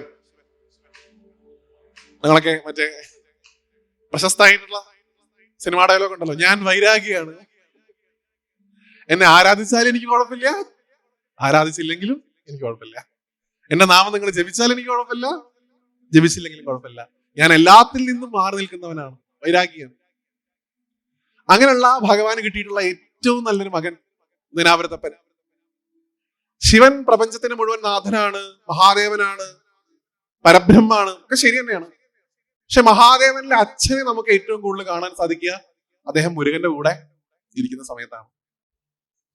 മുരുകന്റെ ഏറ്റവും വിശേഷപ്പെട്ട ഒരു ഭാവമാണ് സ്വാമിനാഥൻ എന്ന് വിളിക്കുന്നത്. നിങ്ങൾക്ക് അറിയാമായിരിക്കും, ബ്രഹ്മാവിന് ഓംകാരത്തിന്റെ അർത്ഥം അറിയില്ല എന്ന് പറഞ്ഞപ്പോ ബ്രഹ്മാവിനെ തടവിലാക്കിയ ഭഗവാൻ തന്റെ അച്ഛനോട് താൻ ചെയ്ത കാര്യങ്ങളെ കുറിച്ച് പറയുകയും, അച്ഛൻ ഉണ്ണി, ബ്രഹ്മാവ് ഉത്തരം പറഞ്ഞാൽ ശരിയാണോ തെറ്റാണോ എന്ന് അറിയണം എന്നുണ്ടെങ്കിൽ തനിക്ക് അതിന്റെ അർത്ഥം അറിയണ്ടേ, തനിക്ക് അറിയൂന്ന് ചോദിക്കുമ്പോൾ വളരെയധികം കോൺഫിഡൻസോട് കൂടി എനിക്ക് അറിയാം അച്ഛ എന്ന് പറയുകയും, ഞാനത് പറഞ്ഞു തരണം എന്നുണ്ടെങ്കിൽ അച്ഛൻ എന്റെ മുമ്പിൽ ശിഷ്യനായിട്ടും ഞാൻ അച്ഛന്റെ ഗുരുനാഥനായിട്ടും ഇരിക്കേണ്ടതായിട്ടുണ്ട്. ഭഗവാന്റെ വലത്തെ ചുമലിൽ ഇരുന്നുകൊണ്ട് ചെവിയിൽ ഓംകാരത്തിന്റെ അർത്ഥം പറഞ്ഞു കൊടുത്ത മുരുകൻ. ഒന്ന് വൈക്കത്തഷ്ടമി സമയത്ത് ഭഗവാൻ ഈ യുദ്ധത്തിന്റെ തന്റെ മകൻ യുദ്ധത്തിൽ ജയിച്ചു വരാൻ വേണ്ടി എനിക്ക് തോന്നുന്നു ഉപവാസമാണ് ശിവൻ അനുഷ്ഠിക്കുന്നതാണ്. അത് കഴിഞ്ഞതിന് ശേഷം ആ ഉദയനാപുരത്തപ്പനെ ഭഗവാൻ പോയി സ്വീകരിക്കുന്നതും അവർ ഒരുമിച്ചുള്ള അല്പസമയത്ത് ഒരു ചർച്ചയും സന്തോഷവും ഭക്ഷണം കഴിക്കലൊക്കെ കഴിഞ്ഞ് ഉദയനാപുരത്തപ്പൻ തിരിച്ച് വീണ്ടും വൈക്കത്തുനിന്ന് പോകുന്ന ഒരു കാഴ്ച ഉണ്ട്. എത്ര പേരത് കണ്ടിട്ടുണ്ടാവും എനിക്കറിയില്ല. പ്രപഞ്ചം മുഴുവൻ കരയുന്നത് നിങ്ങൾക്ക് കാണാം പോയി കഴിഞ്ഞാൽ. പ്രപഞ്ചം മുഴുവൻ കൂടി നിൽക്കുന്ന ആൾക്കാർ കരയുന്നു, ആനകൾ കരയുന്നു, തിടമ്പടിച്ചിട്ടുള്ള ആൾക്കാർ കരയുന്നു, കോലത്തിന് അലങ്കാരമായിട്ട് നിൽക്കുന്ന ആൾക്കാർ കരയുന്നു, വാദ്യക്കാർ കരയുന്നു, നാദസ്വരമാണ് വായിക്കുക. ദുഃഖഖണ്ഡാരി എന്ന് പറഞ്ഞ രാഗം വായിക്കുന്ന സമയത്ത് നാദസ്വരത്തിന്റെ തൊണ്ട പോലും ഇടറുന്നു. ഒരു അച്ഛനും മകനും തമ്മിൽ പിരിയുന്ന ഒരു രംഗം. പ്രപഞ്ചത്തിന്റെ മുഴുവൻ പിതാവാണ് ഭഗവാനെങ്കിലും തന്റെ ഏറ്റവും പ്രിയപ്പെട്ട ഒരു മകൻ ഇനി അടുത്ത വർഷേ തന്നെ കാണാൻ വരുള്ളൂ എന്നറിയണ സമയത്ത് ആ മഹാദേവന്റെ ഉള്ളിലുണ്ടാവുന്ന വികാരങ്ങളെ എങ്ങനെ നമുക്ക് കാണാൻ സാധിക്കും. അതുകൊണ്ടാണ് ഞാൻ പറഞ്ഞത്, ഇവരെയൊക്കെ നിങ്ങൾ സാധാരണ നമ്മുടെ ഇടയിലുള്ള ആൾക്കാരായിട്ട് കാണും, ശിവനെയും വിഷ്ണുവിനെയും ഭഗവതിയൊക്കെ. അപ്പോഴവരനുഭവിക്കുന്ന സന്തോഷം നമുക്ക് അനുഭവിക്കാനും അവരനുഭവിക്കുന്ന സങ്കടം നമുക്ക് അനുഭവിക്കാനും സാധിക്കുള്ളൂ. അങ്ങനെയുള്ള ആ ഭഗവാൻ തന്റെ അച്ഛന്റെ തനി സ്വഭാവം, അങ്ങനെയുള്ളൊരു മകൻ ഉണ്ടെങ്കിൽ അത് മുരുകനാണ്. പിന്നെ ഒരാളെ കുറിച്ച് ഞാൻ അടുത്തത് പറയാം. അച്ഛന്റെ തനി സ്വഭാവമുള്ള രണ്ടു പേരാണ് മക്കളായിട്ട് ഇടയുള്ളത്. ഒരാൾ മുരുകൻ, ഒരാൾ നമ്മുടെ സ്വന്തം സാക്ഷാൽ ശ്രീധർമ്മശാസ്താവായിട്ടുള്ള അയ്യപ്പസ്വാമി. രണ്ടുപേർക്കും ഞാൻ ഇപ്പോഴേ പറയാം, ഷോർട്ട് കട്ടുകളില്ല. ഷോർട്ട് കട്ട് അറിയുന്നുണ്ടെങ്കിൽ ഭഗവാന് ഈ ജ്ഞാനപ്പഴം കിട്ടാൻ ഭഗവാൻ അറിയാത്തതല്ല. അച്ഛനെ അമ്മേനെയും 3 തവണ ചുറ്റിയാൽ മതി. ഭഗവാൻ ഫ്ലൈറ്റ് ചാർട്ട് ചെയ്ത് പോയി, തിരിച്ചു വന്നപ്പോഴേക്കും കഴിഞ്ഞു. ഭഗവാന്റെ മൈൻഡ് ഇന്നസെന്റ് ആണ്, വളരെ നിഷ്കളങ്കനാണ് മുരുകൻ. നേരെ വാ നേരെ പോ. ആ ഭഗവാനെ ആശ്രയിച്ചു കഴിഞ്ഞാൽ നമുക്കും ഈ ഭഗവാന്റെ സാക്ഷാൽ മഹാദേവന്റെ പ്രീതിയും ആത്യന്തികമായിട്ട് ഉണ്ടാവുന്നതാണ്. ശിവൻ ശിവനാക്കി തീർക്കും തന്റെ ഭക്തരെ എന്ന് പറയാറുണ്ട്. അതുപോലെ കയറി വരുന്ന ഓരോരുത്തരോടും നിങ്ങളിലുള്ള എന്നെ തിരിച്ചറിയൂ എന്ന് പറയുന്ന 2 പേരെ നമുക്കുള്ളൂ. എല്ലാരും ഇതാ പറയണേ, എങ്കിലും പ്രത്യക്ഷത്തിൽ നമ്മൾ അയാളെ കാണാൻ പോണ സമയത്ത് നിങ്ങളിലുള്ള എന്നെ നിങ്ങൾ തിരിച്ചറിയൂ എന്ന് പറയുന്ന 2 മക്കളാണ് ഇതിനകത്തുള്ളത്. ഒന്ന് സ്വാമി, നിങ്ങൾക്ക് എല്ലാവർക്കും അറിയാം, തത്വമസി, നമുക്ക് അതിനെ കുറിച്ച് പറയാൻ ചെയ്യാം. രണ്ടാമത്തെ ആള് മുരുകനാ. എന്താ ഭഗവാൻ പറയണേ? കേറി വരുന്ന ആളുകളോടൊക്കെ പണ്ട് പഴം കിട്ടാതെ കുന്നിന്റെ പുറത്ത് കയറി നിന്ന സമയത്ത് സാക്ഷാൽ ജഗദംബിക വന്ന് പറയുന്നുണ്ട്, മോനെ ഒരു പഴം കിട്ടാത്തതിന്റെ പേരിലൊക്കെ നീ പിണങ്ങി വന്നാലോ. ഞാൻ പൂനെ പോയ സമയത്ത് ഉണ്ടായ ഒരു രസകരമായിട്ടുള്ള സംഭവം നിങ്ങളോട് പറയാം. മുത്തശ്ശി, അവിടെ ഒരു ഫ്ലാറ്റിൽ ഉണ്ടായിരുന്ന മുത്തശ്ശി എന്നെ കാണാൻ വന്നിട്ട് ചോദിച്ചു, വ്യാസനെ ഗുരുവായൂരപ്പൻ എന്താ കഴിക്കുക ചോദിച്ചു. ഞാൻ പറഞ്ഞു, ഗുരുവായൂരത്തെ നേദ്യം രാവിലെ ഇങ്ങനെ നെയ്പായസം മലർന്നേദ്യം, പന്തീരടിക്കും ഉച്ചപൂജയ്ക്കും പാൽപ്പായസവും പാലടയും ഊണ് കഴിക്കും, രാത്രി അപ്പാട ഇത്യാദി. മുത്തശ്ശി ചോദിച്ചിങ്ങനെ ആത്മകഥം പോലെ പറഞ്ഞു, ദിവസം എന്തൊക്കെ തന്നെ കഴിച്ച ഒരാൾക്ക് മടുക്കില്ലേ? രാവിലെ എണീറ്റ് ഉടനെ പായസം കൊടുക്കുക, മടുക്കില്ലേ? ഞാൻ ചോദിച്ചു, ഇതിപ്പോ അമ്മ എന്നേക്ക് അത്ര അറിവുള്ള ആളാണ്, അത്രയധികം നാരായണനാമം ഉപാസിക്കുന്ന ആളാണ്. മുത്തശ്ശിയൊക്കെ പറയുമ്പോ ഞാൻ മടുക്കും അമ്മേ എന്ന് പറഞ്ഞു. അടുത്ത വഴിക്ക് പറഞ്ഞു, ഇന്ന് ഞാൻ മാഗി കൊടുത്തിട്ടുണ്ട്, ഫ്ലേവറൊക്കെ പറഞ്ഞു, സെഷ്വാനാ കൊടുത്തത്. ഞാൻ മാറ്റുന്നുണ്ട് വരും, എന്റെ കൃഷ്ണന് മടുപ്പില്ല. അതുപോലെ ആ പഴം കിട്ടാതെ പോയി നിന്ന ഉണ്ണിയോട്, മോനെ വെറും ഒരു പഴത്തിന്റെ പേരിൽ നീ ഞങ്ങളെ ഉപേക്ഷിച്ച് പോകുന്നോ? യഥാർത്ഥത്തിലുള്ള പഴം നീ തന്നെയല്ലേ എന്ന് അത്ര ചോദിച്ചത്. പഴം നീ തന്നെയല്ലേ എന്ന് ചോദിച്ചത് കൊണ്ട് ആ സ്ഥലത്തിന് പഴനി എന്ന് പേര് വന്നു. കേറി വരുന്ന ആൾക്കാരോടൊക്കെ മുരുകൻ പറയുന്നതും, നിങ്ങൾ ഏത് പഴമാണോ തേടി വരുന്നത് ആ പഴം നമ്മൾ ഓരോരുത്തരും തന്നെയാണ് തിരിച്ചറിയുക. സ്വാമി അത് ഉപനിഷത്ത് വാക്യായിട്ടുള്ള തത്വമസി എന്ന ഭാഷയിൽ പറഞ്ഞു. സ്വാമിയുടെ സഹോദരൻ അത് സിമ്പിൾ തമിഴില് പഴനി എന്ന പേര് കൊണ്ട് പറഞ്ഞു. കേരളത്തിന് കിട്ടിയിട്ടുള്ള ഏറ്റവും വലിയ ഭാഗ്യം പാണ്ഡ്യേശ വംശ തിലകം കേരളയെ കേളി വിഗ്രഹം എന്നാണ്. പാണ്ഡ്യന്റെ മകനായിട്ട് ജനിക്കുകയും കേരളത്തിലുള്ള ആളുകൾക്ക് മുഴുവൻ സ്വന്തം കുട്ടിയായിട്ട് ഇന്നും അയ്യപ്പ എന്ന് ഒരു തവണ വിളിക്കുമ്പോ ഓടി വന്ന്, ഞാൻ എപ്പോഴും പറയാറുണ്ട്, 5 വയസ്സുള്ള അല്ലെങ്കിൽ 10 വയസ്സുള്ള ഒരു പെൺകുട്ടി മുതൽ 99 വയസ്സുള്ള ഒരു മുത്തശ്ശിയെ വരെ അമ്മയായിട്ട് കാണുന്ന ഒരു ചൈതന്യം പ്രപഞ്ചത്തിനുണ്ടെങ്കിൽ അത് സ്വാമിയാണ്. അമ്മമാരോട് ഇത്രയധികം ബഹുമാനമുള്ള ഒരു ചൈതന്യം സ്വാമിയെ പോലെ വേറെ ഇല്ല എന്നാ പറയുക.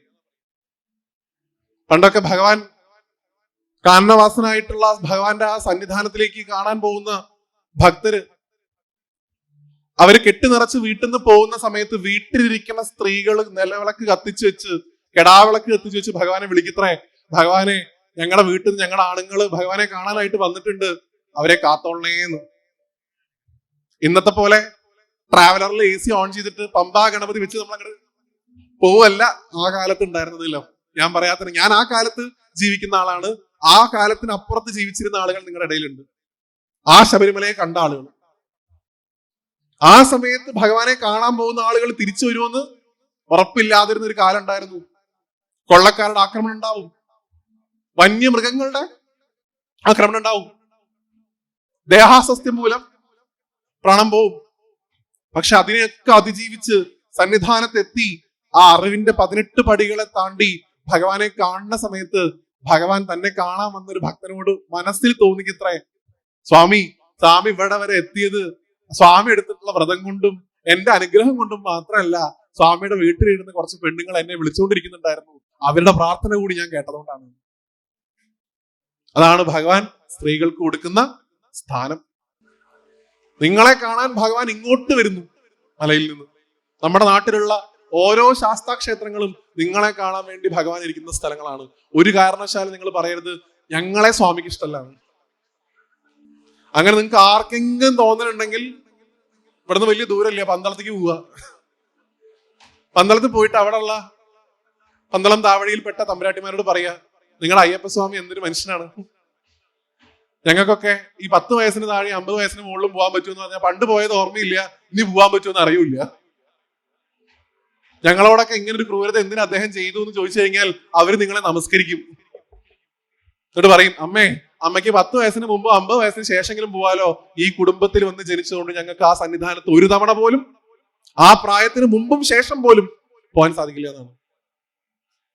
പന്തളം രാജകുടുംബത്തിന് താവഴിയിൽപ്പെട്ട സ്ത്രീകൾക്ക് ശബരിമലയിലേക്ക് പ്രവേശനമില്ല. എന്നാ ഭഗവാൻ നെപ്പോട്ടിസം കാണിക്കണ്ടേ, എന്റെ ആൾക്കാർ വന്നോട്ടെ, ബാക്കിയുള്ളവർ പോണ്ട, ആ ഏർപ്പാടുണ്ടോ? എല്ലാവരെയും ഒരുപോലെ കാണുന്നവനാണ് അദ്ദേഹം. അതുകൊണ്ടാണ് അദ്ദേഹത്തെ സ്വാമി എന്ന് വിളിക്കുന്നത്. സമമായിട്ട് കാണുന്നവൻ കൂടിയാണ് സ്വാമി. രണ്ടാമതൊരു കാര്യം പറഞ്ഞിട്ട് നമുക്ക് വൈഷ്ണവ് നിങ്ങൾക്ക് ഇഷ്ടപ്പെട്ട ഒരു പാട്ട് വായിക്കും. ഭഗവാന്റെ ആരാണ് ഈ മാളികപ്പുറത്തമ്മ എന്നുള്ള കാര്യത്തിനെ കുറിച്ചിട്ടുള്ള ചർച്ച നടക്കുന്നുണ്ട് പലപ്പോഴും. ഈ വൃശ്ചികമാസക്കാലത്ത് ഒരു പ്രഭാഷണം കഴിഞ്ഞ സമയത്ത് കോഴിക്കോട് ജില്ലയിൽ ഒരു പെൺകുട്ടി, അവള് ഗുരുവായൂരപ്പന്റെ പരമഭക്തിയാണെന്ന് എനിക്കറിയാം.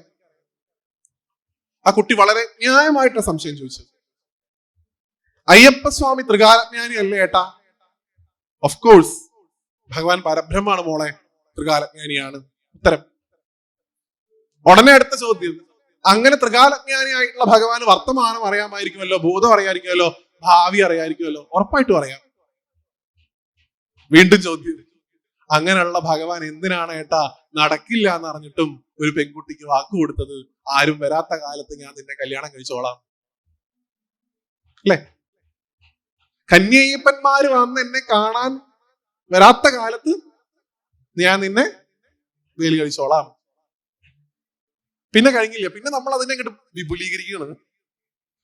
പിന്നെയുള്ള കഥകൾ വരുന്നത് മകരവിളക്ക് കാലത്ത് അവസാന ദിവസം മാളികപ്പുറത്തുന്ന ശരംകുത്തിയിലേക്ക് എഴുന്നള്ളുന്നു, വാദ്യഘോഷമൊക്കെ ആയിട്ട്. അവിടെ നിന്ന് നോക്കുകയാണ് ഭഗവതി. അപ്പൊ അതാ കാണുന്നു ശരക്കോലുകൾ നിറഞ്ഞ ശരംകുത്തി. ഈ വർഷവും എന്റെ വിവാഹം നടക്കില്ല എന്ന് മനസ്സിലായ ഭഗവതി ഈ വാദ്യമേളങ്ങളൊക്കെ വേണ്ടാന്ന് വെച്ച് വളരെ ശോകമുഖമായി തിരിച്ചു പോകുന്നു. ഈ കഥയെ നിങ്ങൾ കേട്ടിട്ടുണ്ടല്ലോ, കേട്ട ആൾക്കാരുണ്ടാവും. ഈ പെരുന്നിനാകുളത്തുനിന്ന് ഒരു കന്നിസ്വാമി മാളികപ്പുറത്തമ്മയെ കാണാൻ പോയിട്ട് എന്റെ അമ്മ എന്നെ രക്ഷിക്കണമെന്ന് പറഞ്ഞ എന്ത് മെന്റാലിറ്റിയിൽ ആ ഭഗവതി ആ വന്നാളെ കാണേണ്ടത്? നീ ഒന്നും വന്നില്ലായിരുന്നെങ്കിൽ. എവിടെന്നാണ് ഇങ്ങനെയുള്ള ആളുകൾ പ്രചരിപ്പിച്ച കഥകൾ വിശ്വസിച്ച് നമ്മൾ പലരുടെയും വാക്കുകൾ കേട്ട് ഒരു അടിസ്ഥാനവും ഇല്ലാത്ത കഥകൾ വിശ്വസിച്ചിരിക്കുന്നത്? അയ്യപ്പസ്വാമിയുടെ കാമുകി സ്ഥാനമുള്ള ദേവതയാണോ മാളികപ്പുറത്തമ്മ? അയ്യപ്പസ്വാമി നമസ്കരിക്കുന്ന അയ്യപ്പസ്വാമിയുടെ അമ്മയുടെ സ്ഥാനത്തുള്ള ദേവതയാണ് മാളികപ്പുറത്തമ്മ. 1970s ഇറങ്ങിയ ഒരു സിനിമ നമ്മളെ പഠിപ്പിച്ചു, കന്യ അയ്യപ്പന്മാർ വരാത്ത കാലത്ത് ഞാൻ നിന്നെ കല്യാണം കഴിപ്പിച്ചോളാം. അതും വിശ്വസിച്ച് നമ്മൾ ഇന്നും ഇരിക്കുകയാണ്. ആത്യന്തികമായിട്ട് നമ്മൾ അതിലൂടെ ആരെ ഇൻസൾട്ട് ചെയ്യണത്? ഒരിക്കലും നടക്കാത്തൊരു സത്യം ചെയ്തു കൊടുത്ത ഭഗവാനെ, അല്ലെ? അതുകൊണ്ട് എനിക്ക് നിങ്ങളോടുള്ള അഭ്യർത്ഥനയാണ്, ഗുരുസ്വാമിമാരൊക്കെ ഇന്ന് ഒരുപാട് അതിനുവേണ്ടി ശ്രമിക്കുന്നുണ്ട്. നമ്മൾ ഓരോരുത്തരും ഭഗവാന്റെ യഥാർത്ഥത്തിലുള്ള ഭാവം എന്താണെന്ന് നമ്മുടെ കുട്ടികൾക്ക് പറഞ്ഞു കൊടുക്കുക. അല്ലെങ്കിൽ അവർ നാളെ നിങ്ങളെ ചോദ്യം ചെയ്യും. എന്നോട് ചോദിച്ച പോലെ നിങ്ങളോടും ചോദിക്കും. ദയവായിട്ട് അവരോട് കുരുത്തം കെട്ടവളെന്നൊന്നും പറയാതിരിക്കുക. എന്താണ് അതിന്റെ സത്യാവസ്ഥ എന്ന് കുട്ടികൾക്ക് പറഞ്ഞു കൊടുക്കുക. അതിനാണ് ഞാനത് പറഞ്ഞത്. ഭഗവാൻ നൈഷ്ഠിക ബ്രഹ്മചാരിയായിട്ടുള്ള ഭാവത്തിൽ അവിടെ ഇരിക്കുന്നു. വരുന്ന ആളുകളെ ഭഗവാൻ മുഴുവൻ അമ്മയായിട്ട് കാണുന്നു. ആ സ്ത്രീകൾക്ക് ഭഗവാൻ കൊടുക്കുന്ന ഒരു ആദരവാണ് അവിടേക്കുള്ള ഈ പ്രദേശത്തിന് പോലും വിലങ്ങുനടിയായിട്ട് നിൽക്കുന്ന അങ്ങനെ വ്യാഖ്യാനം പറയാറുണ്ട്. എന്ത് തന്നെ ആയാലും ആ ഭഗവാൻ നമ്മുടെ അഭിമാനാണ്. ആരോ എന്തോ ചെയ്തോളട്ടെ. എന്താ ദ്വാരപാലകനോ പടിയോ ദണ്ടോ യോഗദണ്ടോ വാട്ടവർ. സ്വർണം പോയോ പോയില്ലേ എന്ന് ചിന്തിക്കണതിന് പകരം സ്വാമി എല്ലാ കാലത്തും അവിടെ നിന്ന് ഉണ്ടോ എന്നുള്ളത് ചിന്തിക്കുക.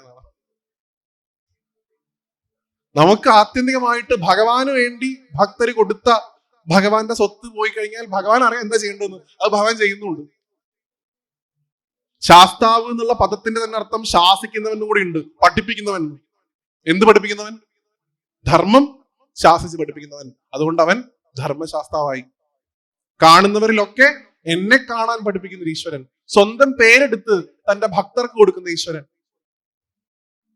ഒരിക്കൽ എന്നെ കാണാൻ പോയി എന്നെ കണ്ട് ഞാനായി തീർന്നു കഴിഞ്ഞാൽ തിരിച്ച് ഞാനായി ജീവിച്ചോളണം എന്ന് ഓരോരുത്തരോടും ഓർമ്മപ്പെടുത്തുന്ന ഭഗവാൻ. നെയ്യഭിഷേകം കഴിഞ്ഞ് ഭഗവാന് നമ്മുടെ ആത്മാവ് കൊടുത്തു കഴിഞ്ഞാൽ പിന്നെ നമ്മളും ഭഗവാനും തമ്മിൽ വ്യത്യാസമില്ല. ആ ജീവാത്മാവും പരമാത്മാവും ഒന്നായി കഴിഞ്ഞു. പോകുമ്പോണ്ടായിരുന്ന ശീലങ്ങളും പോകുമ്പോണ്ടായിരുന്ന അവസ്ഥയും പോകുമ്പോണ്ടായിരുന്ന മാനസിക വ്യഥകളും ഒക്കെ മാറ്റിവെച്ച് ശേഷിക്കുന്ന കാലം എല്ലാവരിലും സ്വാമിയെ കാണാൻ സാധിക്കണം. ഞാൻ മറ്റേ ചിന്താവിഷ്ടയായ ശ്യാമളയിൽ ശ്രീനിവാസം പോയ പോലെ മലയ്ക്ക് പോകണം എന്നല്ല പറഞ്ഞത്. പക്ഷെ ആത്യന്തികമായി സർവ്വതിലും നിറഞ്ഞിരിക്കുന്നത് ആ ഭഗവാൻ തന്നെയാണ് എന്നുള്ള ബോധ്യം ഇരിക്കണം. അപ്പുറത്ത് നിൽക്കുന്നതും സ്വാമി, ഇപ്പുറത്ത് നിൽക്കുന്നതും സ്വാമി, അല്ലെ? പേട്ട തൊഴുമ്പ് പറയാറില്ലേ, സ്വാമി നിന്റെ അകത്ത്, അയ്യപ്പൻ എന്റെ അകത്ത്. എന്റെ ഉള്ളിലുള്ള സ്വാമിയും നിന്റെ ഉള്ളിലിരിക്കുന്ന അയ്യപ്പനും ഒന്ന് തന്നെയാണ്. അതിനേക്കാൾ മുകളിലൊരു വേദന തക്കമില്ല, അതിനേക്കാൾ മുകളിലൊരു വേദമില്ല. ആ പ്രപഞ്ച സത്യം മനസ്സിലാക്കുക എന്നുള്ളതാണ് നമ്മുടെ ഓരോരുത്തരുടെയും ഉത്തരവാദിത്വം. അതിനാണ് ഭഗവാൻ ആ മലയുടെ മുകളിൽ ഇരിക്കുന്നത്.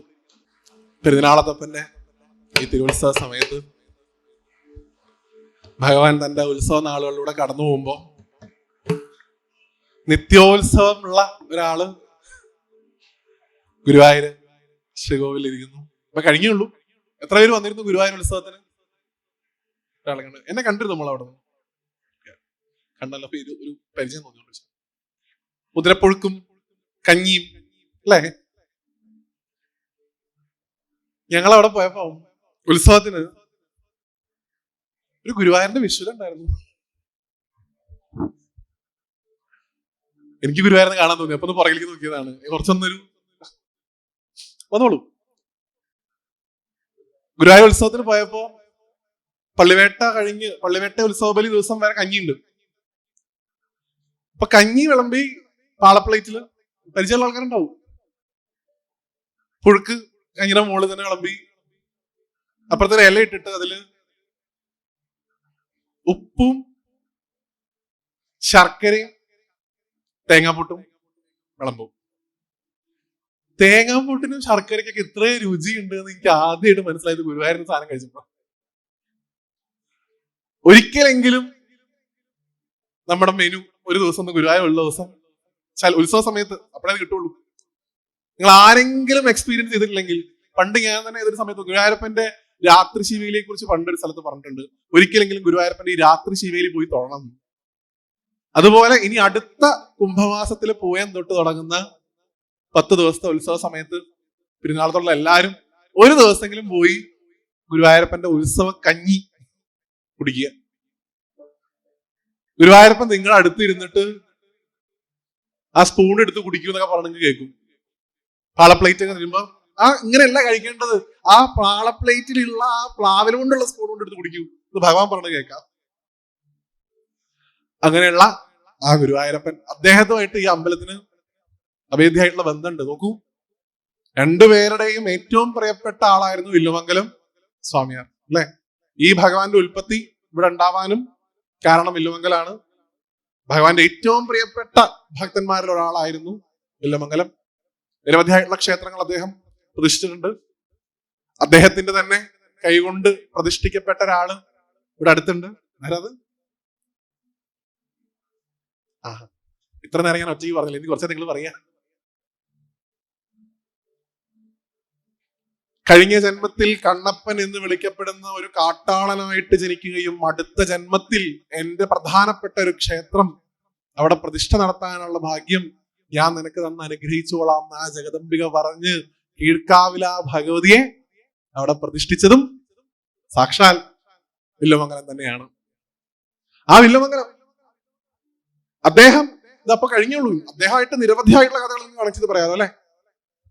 എന്താണ് ഗുരുവായൂരപ്പൻ എന്ന് ചോദിക്കുമ്പോ പലപ്പോഴും തോന്നാറുള്ളതാണ്.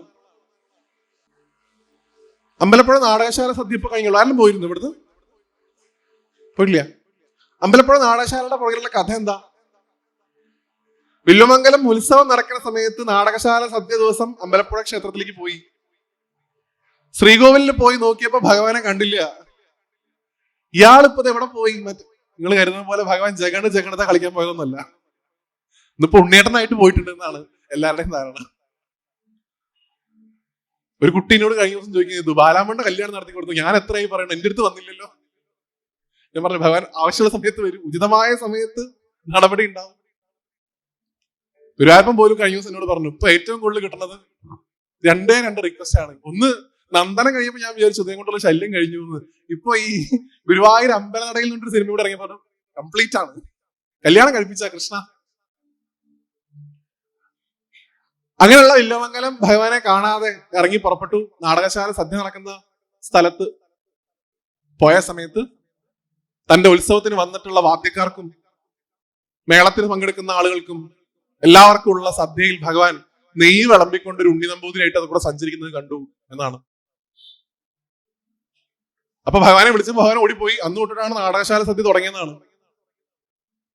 ഇന്നും ഭഗവാന്റെ നോക്കൂല്ലേ, നമുക്ക് ഞാനൊക്കെ എന്റെ അമ്മയുടെ അടുത്ത് എത്രയൊക്കെ ഉണ്ടാക്കി തരാൻ പറഞ്ഞാൽ ഇന്നേ വരെ ഗുരുവായൂരത്തെ രസകാളൻ പോലത്തെ ഒരു മോരൂട്ടാൻ എന്റെ അമ്മ ജീവിതത്തിൽ വെച്ചിട്ടില്ല. ഉത്സവ സമയത്ത് ഒരു ദിവസം വീട്ടിൽ കൊണ്ടായി കൊടുത്തു, കണ്ടു പഠിക്കുക. അപ്പൊ അമ്മ ഒറ്റ വാക്കിനാണ് മറുപടി പറഞ്ഞത്, നമ്മൾ ഇനി ഷെഫ് പിള്ളേരെ കൊണ്ട് ഉണ്ടാക്കിപ്പിച്ചാലും ഇതേപോലെ ഒന്നും, ഇത് ഗുരുവായൂരപ്പന്റെ പ്രസാദമാണ് എന്നുള്ളതാണ് അതിന്റെ ഉത്തരം. നമ്മളത് പ്രസാദമായിട്ട് കഴിക്കുന്നുണ്ട് അല്ലെ? അവിടെ പോകുമ്പോ അന്നലക്ഷ്മി ഹാളില്. എന്നാൽ ഇത് പ്രസാദം അല്ലാതെ കഴിക്കുന്ന ചില ആൾക്കാരുണ്ട്. ആരാത്? ഗുരുവായൂരപ്പന്റെ ഏറ്റവും വലിയ മഹത്വം എന്ന രീതിയിൽ ഞാൻ കാണുന്നത്, നിങ്ങൾ ഗുരുവായൂർ വരുമ്പോ രാവിലെ നിർമ്മാല്യം സമയത്തൊക്കെ വരിക, റെയിൽവേ സ്റ്റേഷൻ പരിസരത്തും ബസ് സ്റ്റാൻഡിലും മഞ്ജുളാലിന്റെ പരിസരത്തും ഒക്കെ പുതച്ചുകൊണ്ട് കിടക്കുന്ന കുറെ പാവങ്ങളെ നിങ്ങൾക്ക് കാണാം. ഗുരുവായൂർ പ്രദേശത്ത് എവിടെ നിന്നൊക്കെയോ വന്നവർ, കുറച്ചു കാലം ഗുരുവായൂർ നിൽക്കുന്നവരായിരിക്കാം, എത്രയോ നാൾ ഗുരുവായൂർ നിന്നവർ അല്ലെ? മക്കളാൽ ഉപേക്ഷിക്കപ്പെട്ടവർ, ഭാര്യ ഇല്ലാതായി പോയവർ, അനാഥരായിട്ടുള്ളവർ, ഇവരൊക്കെ അവിടെ മൂടി പുതച്ച് കിടന്നുറങ്ങുന്നത് കാണാം. എന്താണ് ഗുരുവായൂരപ്പന്റെ യഥാർത്ഥത്തിലുള്ള മഹത്വം എന്ന് ചോദിച്ചാൽ, എന്നോട് നിങ്ങൾ ചോദിച്ചാൽ ഞാൻ പറയും, പണ്ട് ഞാൻ പറഞ്ഞിട്ടുണ്ട്, ഒരമ്മയുടെ കഥ ഉണ്ട്. ഞാൻ ഈ ഗുരുവായൂരപ്പനോട് വാശി പിടിച്ച് ഒന്നും വാങ്ങരുത് എന്ന് പറയാൻ വേണ്ടി ഒരു കഥ തപ്പി നടക്കായിരുന്നു. അപ്പോഴാണ് ഒരു മഹാത്മാവ് ഒരു കഥ പറഞ്ഞത്. ഒരു അമ്മയ്ക്ക് കുറെ നാൾ കഴിഞ്ഞിട്ടും കുട്ടികൾ ഉണ്ടായില്ല. അത്ര കുറെ നാൾ കഴിഞ്ഞു. വലിയ ഗുരുവായൂർ ഭക്തി ആയതുകൊണ്ട് ഗുരുവായൂരപ്പനോട് പോകുമ്പോഴൊക്കെ പറഞ്ഞു, കൃഷ്ണ എത്ര നാളായി ഞാൻ വരുന്നു, ഒരു കുഞ്ഞിക്കാലല്ലേ ഞാൻ ആഗ്രഹിച്ചിട്ടുള്ളൂ, എന്തുകൊണ്ട് എനിക്ക് തരുന്നില്ല. ആദ്യമൊക്കെ നല്ല രീതിക്ക് പറഞ്ഞു, പിന്നെ ഗുരുവായൂരപ്പനെ വഴക്ക് പറയാൻ തുടങ്ങി. സ്വാഭാവികം, നമ്മളൊക്കെ പറയാറുണ്ടല്ലോ. അവസാനം നമ്മൾ സ്ഥിരം ഭഗവാനോട് എടുക്കുന്ന ഒരു ബ്രഹ്മാസ്ത്രം ഉണ്ട്, ദയവായിട്ട് നിങ്ങൾ ആരും അത് ചെയ്യരുത് എന്നുള്ളൊരു അഭ്യർത്ഥന എനിക്കുണ്ട്. എന്താന്ന് പറയുന്നത്, ഇത് ശരിയാവാതെ മേലാൽ ഞാൻ നിന്നെ വന്ന് കാണില്ല എന്ന് ഒരു കാരണവശാലും ഗുരുവായൂരനോട് പറയരുത്. അതിലും ഭേദം നിങ്ങൾ ഒരു ബ്ലേഡ് എടുത്തിട്ട് മൂപ്പരുടെ ദേഹത്തൂടെ കീറി വരയ്ക്കുന്ന, അത്രയധികം അത് വിഷമിച്ചു പോകുമ്പാവും. എന്തിനാണ് ഓരോ ദിവസം ഈ ഉച്ചപൂജയ്ക്ക് ഓരോ വേഷം കിട്ടി നിൽക്കുന്നത്? നമ്മളെ കാണാൻ വേണ്ടിയിട്ട് അത് കാത്തിക്കുന്നത് പാവം. എന്നെ കാണാൻ വരുന്ന എന്റെ ഭക്തർ എന്നെ കണ്ടിട്ട് അവരുടെ വിഷമം മാറുകയാണെങ്കിൽ മാറിക്കോട്ടെ, ഞാൻ എന്ത് കോലം കെട്ടാനും തയ്യാറാന്ന് പറഞ്ഞ് ഓരോ ദിവസവും ഓരോ വേഷം കെട്ടി ആ ശ്രീകോവിലിന്റെ ഉള്ളിലിരിക്കണു പാവം. അതിന്റെ മുഖത്ത് നോക്കിയിട്ടാണ് നമ്മൾ പറയണത്, ഇനി മേലെ ഞാൻ നിന്നെ കാണാൻ വരില്ല എന്ന്. ദയവായിട്ട് ചെയ്യുന്നു. അമ്മയും പറഞ്ഞു അതേപോലെ, ഗത്യന്തരല്ലാണ്ട് ഭഗവാൻ ഉണ്ണി കൊടുത്തു, സന്തോഷമായിട്ടിരിക്കുന്നു പറഞ്ഞു. വർഷങ്ങൾ കഴിഞ്ഞു.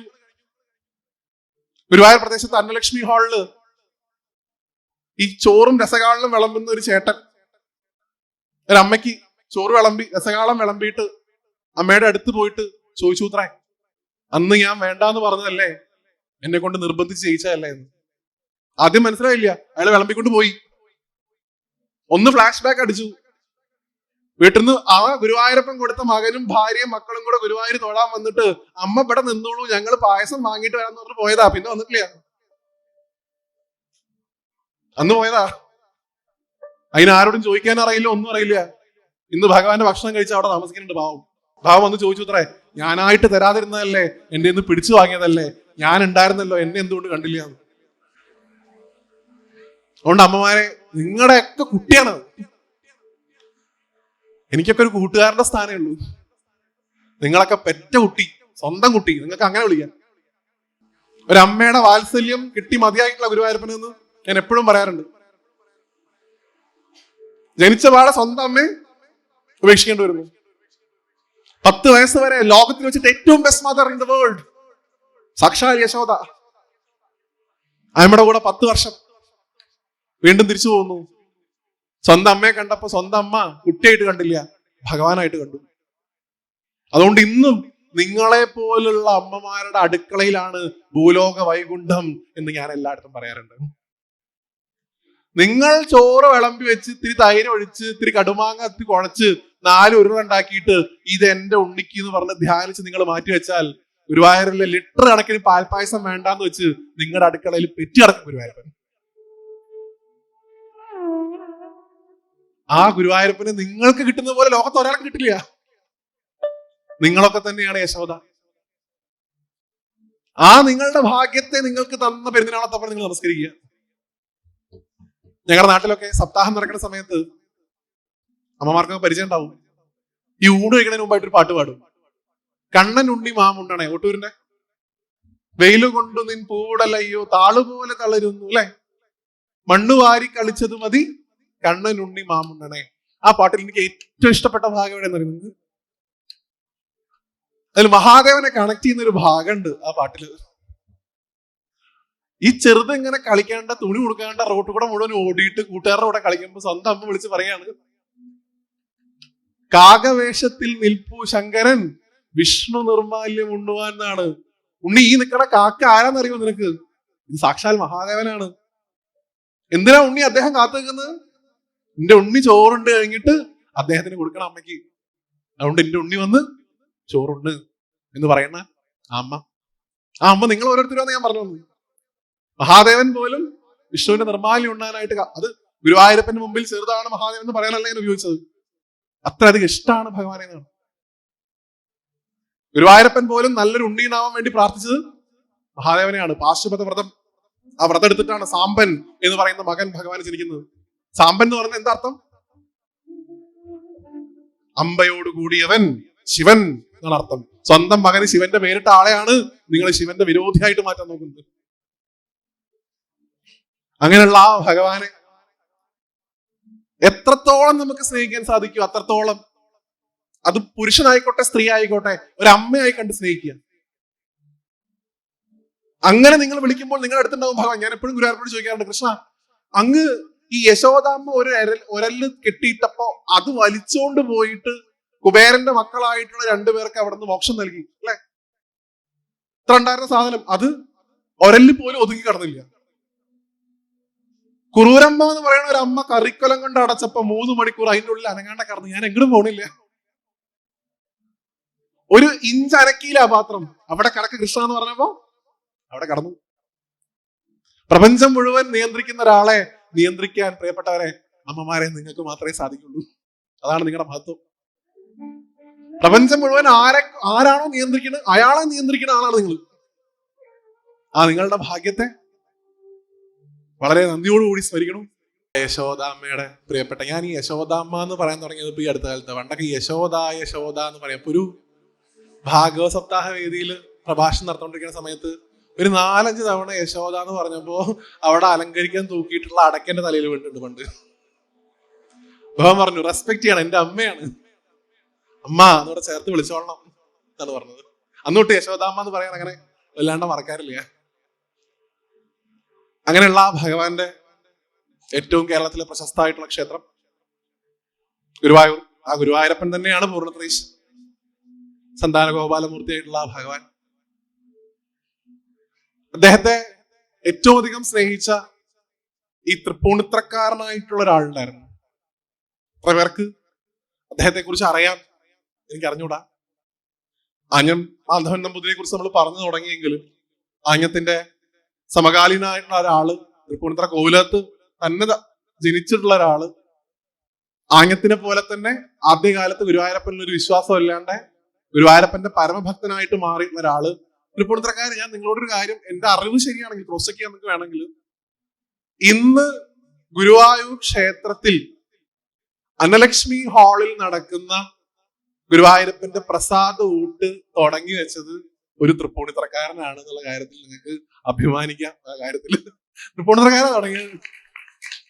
ഇന്ന് പ്രപഞ്ചത്തിലുള്ള എല്ലാ ആൾക്കാരും ഞാൻ നേരത്തെ പറഞ്ഞ രസകാളൻ ഉൾപ്പെടെ ഒന്ന് കഴിക്കണം എന്നുള്ള ആഗ്രഹത്തോടു കൂടി ഓടിയെത്തുന്നത് തുടങ്ങി വെച്ചത്, അന്ന് ഇത്ര കണ്ട് വിഭവമൊന്നുമില്ല, അത് തുടങ്ങി വെച്ചത് ഒരു തൃപ്പൂണിത്തറ ഉള്ള ആളാ. ആരാത്? എത്ര പേര് കേട്ടിട്ടുണ്ട് കാശി അപ്പൻ തമ്പുരാനെ കുറിച്ച്? നിങ്ങൾ കേൾക്കണം, നിങ്ങളുടെ നാട്ടുകാരനാണ്. കേട്ടിട്ടുണ്ടോ? കേൾക്കണം. ഗുരുവായൂരപ്പന്റെ പരമഭക്തനായിരുന്നു അദ്ദേഹം. ഭക്തി കൂടി കൂടി കൂടി ഗുരുവായൂരപ്പനെ എങ്ങനെയാണോ വില്ലുമംഗലം, എങ്ങനെയാണോ കുറൂരമ്മ നേരിട്ട് കണ്ടിരുന്നത്, അതുപോലെ കാണാൻ പോലും അദ്ദേഹത്തിന് സാധിക്കുമായിരുന്നു എന്നാണ്. അപ്പൊ അദ്ദേഹത്തിന് പല ആളുകളും ഗുരുവായൂർ പ്രദേശത്തൊക്കെ അദ്ദേഹം എന്തോ വെറുതെ ഇങ്ങനെ ബോഷ്ക്ക് പറഞ്ഞു നടക്കണു, അല്ലെങ്കിൽ ഇന്ന് എല്ലാവരും പൊതുവിൽ ഉപയോഗിക്കുന്ന ഒരു പ്രയോഗം ഉണ്ടല്ലോ, കിളി പോയി, അദ്ദേഹത്തിന് നൊസ്സാണ് എന്നൊക്കെ പറഞ്ഞു.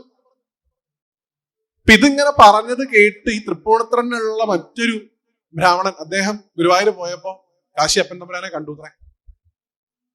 കാശിയപ്പൻ തമ്പുരാനെ കണ്ട സമയത്ത് അദ്ദേഹത്തോട് ഉപദേശ രൂപത്തിൽ പറഞ്ഞു, തിരുമേനി അങ്ങ് എത്ര വലിയൊരു സ്ഥാനത്തിരിക്കുന്ന ആളാണ്. കോവിലകത്തുനിന്ന് അദ്ദേഹത്തിന് മാസച്ചെലവിന് അദ്ദേഹത്തിന് അയച്ചു കൊടുക്കണ പൈസ കൊണ്ട് അദ്ദേഹം തുടങ്ങിയതാണ് പ്രിയപ്പെട്ടവരെ ഇന്ന് ഗുരുവായൂരത്തെ അന്നദാനം. ഓർത്തു വെച്ചു. അദ്ദേഹത്തോട് ചോദിച്ചു, തിരുമേനി എല്ലാവരും അങ്ങേ പരിഹസിക്കുന്നു, അങ്ങ് എത്ര വലിയൊരു കുടുംബത്തിൽ നിന്ന് വരുന്ന ആളാണ്, എത്ര വലിയൊരാളാണ്, ഇങ്ങനെയുള്ള ആൾക്കാരെ കൊണ്ടൊക്കെ ഈ ഭ്രാന്ത എന്നുള്ള വിളി കേൾപ്പിക്കാനായിട്ട് ഇവിടെ നിൽക്കണോ? അങ്ങക്ക് വിഷമാവണില്ലേ ഈ വിളി കേൾക്കുമ്പോ?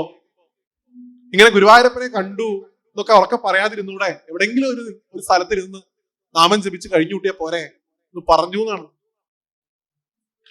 ഇദ്ദേഹം പറയണതൊന്നും കേൾക്കാതെ അദ്ദേഹം ഇങ്ങനെ ചിരിച്ചുകൊണ്ടിരിക്കുകയായിരുന്നു അത്രേ.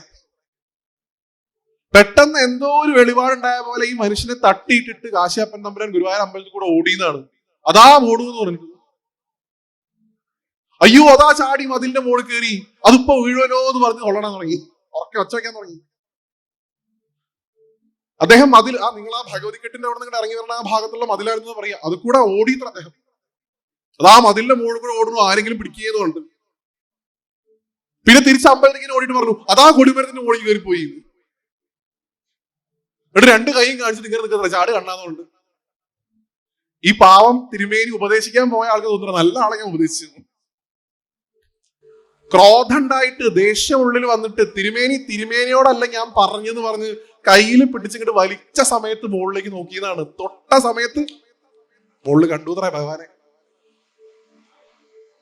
എപ്പോഴാണോ കാശ്യപ്പൻ തമ്പുരാന്റെ കൈ പിടിച്ചത്, ആ ഉപദേശിക്കാൻ പോയ ആള് കണ്ടു മുകളില്. പിന്നെ അദ്ദേഹം പറയുന്നുണ്ട് ഞാൻ ഗുരുവായൂരപ്പനെ കണ്ടു. ആണ് ഗുരുവായൂരപ്പന്റെ മഹത്വം.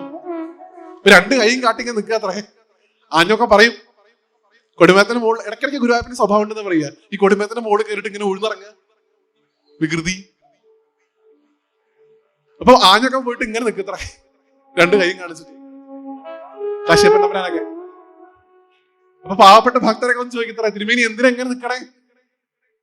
അദ്ദേഹം പറഞ്ഞ പ്രശസ്തമായിട്ടുള്ള മറുപടി ഉണ്ട്. സച്ചിദാനന്ദ കട്ടയാണ്, താഴെ വന്ന് പിടിക്കാലോ. അതിനെ കിട്ടുമ്പോ കിട്ടുന്നതാണ് യഥാർത്ഥത്തിലുള്ള ഹാപ്പിനെസ്, സന്തോഷം.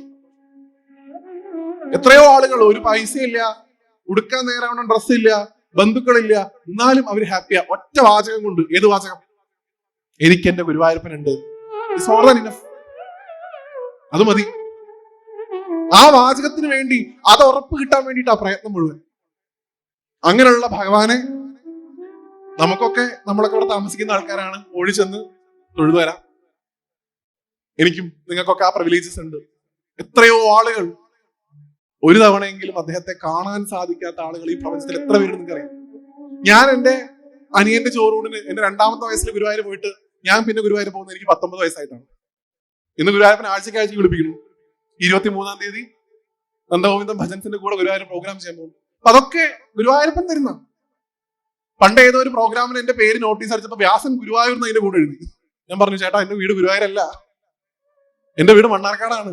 അപ്പൊ ആ കമ്മിറ്റിക്കാരൻ പറഞ്ഞു അങ്ങനെ പറയരുത്, നിങ്ങൾക്ക് അഡ്രസ് ഉണ്ടാക്കുന്നത് ഗുരുവായൂരപ്പനാണ്. ഞാൻ പറഞ്ഞു ആയിക്കോട്ടെ എന്ന് അങ്ങനെ തന്നെ വെച്ചോളൂ. ആത്യന്തികമായിട്ട് അദ്ദേഹം ഉള്ളൂ നമുക്ക്. അദ്ദേഹം തന്നെയാണ് ഈ അകത്തിരിക്കുന്നത് എന്നുള്ള ബോധ്യം ഭേദഭാവത്തിൽ കാണരുത്. ആ ഗുരുവായൂരപ്പനെ ഒരിക്കലും, എനിക്ക് എറണാകുളത്തെ ഒരു അമ്മ കഴിഞ്ഞ അഷ്ടമിരോഹിണിക്ക് എനിക്ക് മെസ്സേജ് അയച്ചിട്ടുണ്ട്. അഷ്ടമിരോഹിണി ഉണ്ടായിരുന്നത് സെപ്റ്റംബറിലായിരുന്നു. ആ അമ്മ എനിക്ക് മെസ്സേജ് അയച്ചത് വ്യാസം ഞാൻ ഡിസംബറിൽ ഗുരുവായൂർ പോകുന്നുണ്ടെന്നാണ്. അമ്മയ്ക്ക് അപ്പോഴേ പോകാൻ പറ്റുള്ളൂ, അമ്മയ്ക്ക് അതിനുള്ള അവസ്ഥയുള്ളൂ, ഓടിപ്പോകാൻ പറ്റില്ല, കാത്തിരിക്കുകയാണ്. എന്നിട്ട് ഞാൻ അന്നത്തെ ദിവസം നോക്കിയപ്പോൾ ഞാൻ ഇൻബോക്സ് അങ്ങനെ നോക്കാറില്ല. ഈ അമ്മ കൗണ്ട് ഡൗൺ പോലെ എനിക്ക് മെസ്സേജ് അയച്ചിട്ടുണ്ടായിരുന്നു. ഇനി 12 ദിവസം, ഇനി 11 ദിവസം, ഇനി 10 ദിവസം. ലാസ്റ്റ് എത്തിയ സമയത്തൊക്കെ ഞാൻ എന്റെ കണ്ണിന്ന് ഇങ്ങനെ വെള്ളം അങ്ങനെ വരും. കാരണം ബാഗ് പാക്ക് ചെയ്തു, ഉറങ്ങാൻ കിടക്കണു, ഉറക്കം വരുന്നില്ല, പോരായി, കുളിച്ചു, പിന്നെ അങ്ങോട്ട് മെസ്സേജ് ഇല്ല. എനിക്ക് അറിഞ്ഞൂടെ അമ്മയ്ക്ക് എന്ത് വെച്ചിരിക്കുന്നു. ഗുരുവായൂരപ്പൻ ആ അമ്മയെ ചിലപ്പോൾ എടുത്തിട്ടുണ്ടാവും, ഗുരുവായൂരപ്പന്റെ കൂടെ നിന്നാതെ കണ്ടിട്ടുണ്ടാവും. അതായത് ഒരു രാത്രി 12 മണി മുതൽ 4 മണി വരെ കണ്ടിന്യൂസ് ഓരോ മണിക്കൂർ ഇടവിട്ട് ഞങ്ങൾ ഇവിടെ എത്തി, ഇത് അപ്പൊ ഞാൻ കാണും, ഇപ്പൊ ഞാൻ കാണും, ഇപ്പൊ ഞാൻ കാണും എന്ന് പറഞ്ഞ് കാത്തിരിക്കുന്ന മനുഷ്യനുണ്ട്. പണ്ട് ഗുരുവായൂരനെ പറഞ്ഞിട്ടുണ്ടായിരുന്നു, ഈ വലിയ ദീപസ്തംഭത്തിന്റെ അവിടെ നിന്ന് ഒന്ന് ഞാൻ കണ്ടോട്ടെ എന്ന് പറഞ്ഞ് അപ്പുറത്തെ തലയൊക്കെ ഇങ്ങനെ മാറ്റിയിട്ട് നോക്കാറില്ലേ? ചില സമയത്ത് ഈ ഉച്ചപൂജ അലങ്കാരമൊന്നും ഇല്ലാത്ത സമയത്താണെങ്കിൽ ഒരു കറുത്തൊരു രൂപം മാത്രം കാണാൻ പറ്റുള്ളൂ, ഒന്നും കാണില്ല. വേറെ ഒരു തിലകം ഉണ്ടാവും, അപ്പോഴും ആ തിലകം കടന്ന് തിളങ്ങും. അത്രയും മതി. ആ സമയത്ത് നിങ്ങൾ എന്തനുഭവിക്കുന്നു, ആ അനുഭവം എപ്പോഴും ഉണ്ടാക്കി തരണേ എന്ന് ഭഗവാനോട് പ്രാർത്ഥിക്കുക. അതിന് എന്ത് വേണം? ദയവായി ഗുരുവായൂർ മാത്രമാണ് ഗുരുവായൂരപ്പൻ ഇരിക്കുന്നത് എന്ന് കരുതരുത്. കാശ്യപ്പൻ തമ്പുരാൻ തൃപ്പൂണിത്തുറക്കാരനായിട്ടുള്ള അദ്ദേഹം എത്രയോ വർഷക്കാലം ഗുരുവായൂർ താമസിച്ച് തിരിച്ച് ഗുരുവായൂരിൽ അദ്ദേഹത്തെ കാണുമ്പോൾ എല്ലാവരും നമസ്കരിക്കുക. അദ്ദേഹത്തിന് വലിയ വിഷമായി, എല്ലാവരും എന്നെ നമസ്കരിക്കണം ഗുരുവായൂരപ്പനുള്ളപ്പോ. അദ്ദേഹം ഗുരുവായൂരിൽ നിന്ന് പോകാൻ നോക്കിയപ്പോ ഗുരുവായൂരത്തെ ആൾക്കാരൊക്കെ വളഞ്ഞിട്ട് അദ്ദേഹത്തോട് ചോദിച്ചു അത്രേ, ഇവിടെ നിന്ന് പോയാൽ അങ്ങേക്ക് ഉറക്കം വരുമോ? ഗുരുവായൂരപ്പനെ പിരിഞ്ഞ് അങ്ങേക്ക് എങ്ങനെ ഇരിക്കാൻ സാധിക്കും? ഗുരുവായൂരപ്പനെ കാണാതെ അങ്ങേക്ക് ഇരിക്കാൻ പറ്റുമോ? ഒറ്റ വാചകം ഉണ്ടായിരുന്നുള്ളൂ, നിങ്ങളോട് ആര് പറഞ്ഞു ഗുരുവായൂരപ്പൻ ഇവിടെ മാത്രമേ ഉള്ളൂ? അതാണ് ആ കോൺഫിഡൻസ് ഉണ്ടാവണം. ഒപ്പം അദ്ദേഹം ഉറക്കെ വിളിച്ചു പറഞ്ഞതാണ്, നിങ്ങൾ ആരും ഗുരുവായൂരപ്പനെ കാണാൻ വേണ്ടി മാത്രം ഇങ്ങോട്ട് വരണ്ടാന്ന്. നിങ്ങൾ എവിടെ വിളിച്ചോ അവിടെ ഗുരുവായൂരപ്പൻ ഉണ്ട്. പിന്നെ നിങ്ങൾ ഗുരുവായൂർക്ക് വരണം. അതിനെ ഞാനും ഗുരുവായൂർക്ക് പോണേ. എന്തിനാ ആഴ്ചയ്ക്ക് പോകണമെന്ന് എന്നോട് ചോദിക്കരുത്. നിങ്ങൾ ഗുരുവായൂർക്ക് വരേണ്ടത് എന്തിനാണ്? അദ്ദേഹം തന്നെ പറഞ്ഞു വെക്കുന്നു, ഇവിടെ നടക്കുന്ന ആധ്യാത്മിക സത്സംഗങ്ങളിൽ പങ്കെടുക്കാൻ, ഇവിടെ നടക്കുന്ന നാമജപ സദസ്സുകളിൽ പങ്കെടുക്കാൻ, ഇവിടെ നടക്കുന്ന ഭഗവാന്റെ ശീവേലി കാണാൻ, ഇവിടെ കൊടുക്കുന്ന ഭഗവാന്റെ പ്രസാദം ഇട്ട് കഴിക്കാൻ, അതിനൊക്കെ ഇങ്ങോട്ട് പോകുന്നുള്ളൂ. അല്ലാണ്ട് കാണുക അതിന് മാത്രം ഇവിടെ വരണ്ട. നിങ്ങൾ എവിടെ വിചാരിച്ചോ അവിടെ ഭഗവാൻ ഉണ്ട്. അങ്ങനെയുള്ള ഭഗവാനെയാണ് നമ്മൾ പ്രാർത്ഥിക്കുന്നത്. അതുകൊണ്ട് നിങ്ങൾ ഒരിക്കലും കരുതരുത് ഇവിടെ തൃപ്പൂണിത്തുറയിലോ അല്ലെങ്കിൽ ഗുരുവായൂരോ ബദ്രിയിലോ ദ്വാരകയിലോ വൃന്ദാവനത്തിലോ ഒന്നും പോവാൻ എനിക്ക് പറ്റില്ലല്ലോ ഭഗവാനെ. ഒരിക്കലും അങ്ങനെ കരുതാതിരിക്കുക. നമ്മുടെ വീടും നമ്മുടെ അടുക്കളയും ഭൂലോക വൈകുണ്ഠാണെന്ന് കരുതുക. അവിടേക്ക് വിളിക്കുക ഗുരുവായൂരപ്പനെ, ഇത് ഓടി വരും. നേരത്തെ ഇവിടെ വൈഷ്ണവ് വായിച്ചല്ലോ, ഉണ്ണിക്കണ്ണാ വായോ എന്നുള്ള കീർത്തനം. അതുപോലെ വിളിച്ചാൽ അദ്ദേഹം ഓടി നിങ്ങളുടെ അടുത്തേക്ക് വരും. ഭഗവാന്റെ ഭാര്യ ലക്ഷ്മി ഇടയ്ക്ക് ഭഗവാനോട് ചോദിക്കത്ര, എന്നോടാണോ കൂടുതൽ ഇഷ്ടം എന്ന്. ഭഗവാൻ ചിരിക്കുള്ളൂ. എനിക്ക് എന്റെ ഭക്തര് കഴിഞ്ഞിട്ടേ എന്തുള്ളൂ. ഞാൻ എന്റെ ഭക്തന്റെ ദാസന്റെ ദാസന്റെ ദാസന്റെ ദാസനാണെന്നാണ്. അവിടെ ടോക്കൺ സിസ്റ്റം വരികയെ, ടോക്കൺ സിസ്റ്റം പോവേ, മീനമാസം 1-ാം തീയതി നിർമ്മാല്യം തൊഴാൻ ബെഞ്ച് മറിച്ചിടേ, വട്ടവർ എന്താന്ന് വെച്ചാൽ നടന്നോട്ടെ. അതൊന്നും നമ്മളെ ബാധിക്കുന്ന വിഷയമല്ല. നമ്മളെ ബാധിക്കുന്ന വിഷയം നമ്മളും ഗുരുവായൂരും തമ്മിലുള്ള കണക്ഷൻ എപ്പോഴും ഉണ്ടാവുക എന്നുള്ളതാണ്. നമ്മുടെ അടുത്ത് ഗുരുവായൂരപ്പൻ തൊട്ടടുത്ത് തന്നെ ഉണ്ട് അല്ലെ? ഞാൻ വരുമ്പോ അമ്പലം കണ്ടിട്ടുണ്ടായിരുന്നു. അങ്ങനെയുള്ള ഭഗവാനെ കാണാനുള്ള ഭാഗ്യം ഒരേ സമയം നോക്കൂ. നിങ്ങൾ എത്ര ഭാഗ്യം ചെയ്ത ആൾക്കാരാണ്. ഇവിടെ ശിവനെ തൊഴാം, അപ്പുറത്ത് കൃഷ്ണനെ തൊഴാം. ആത്യന്തികമായിട്ട് രണ്ടും ഒന്ന് തന്നെയാണെങ്കിൽ പോലും നമുക്ക് ഇഷ്ടമുള്ള ഭാവത്തിൽ ഭഗവാനെ കാണാം.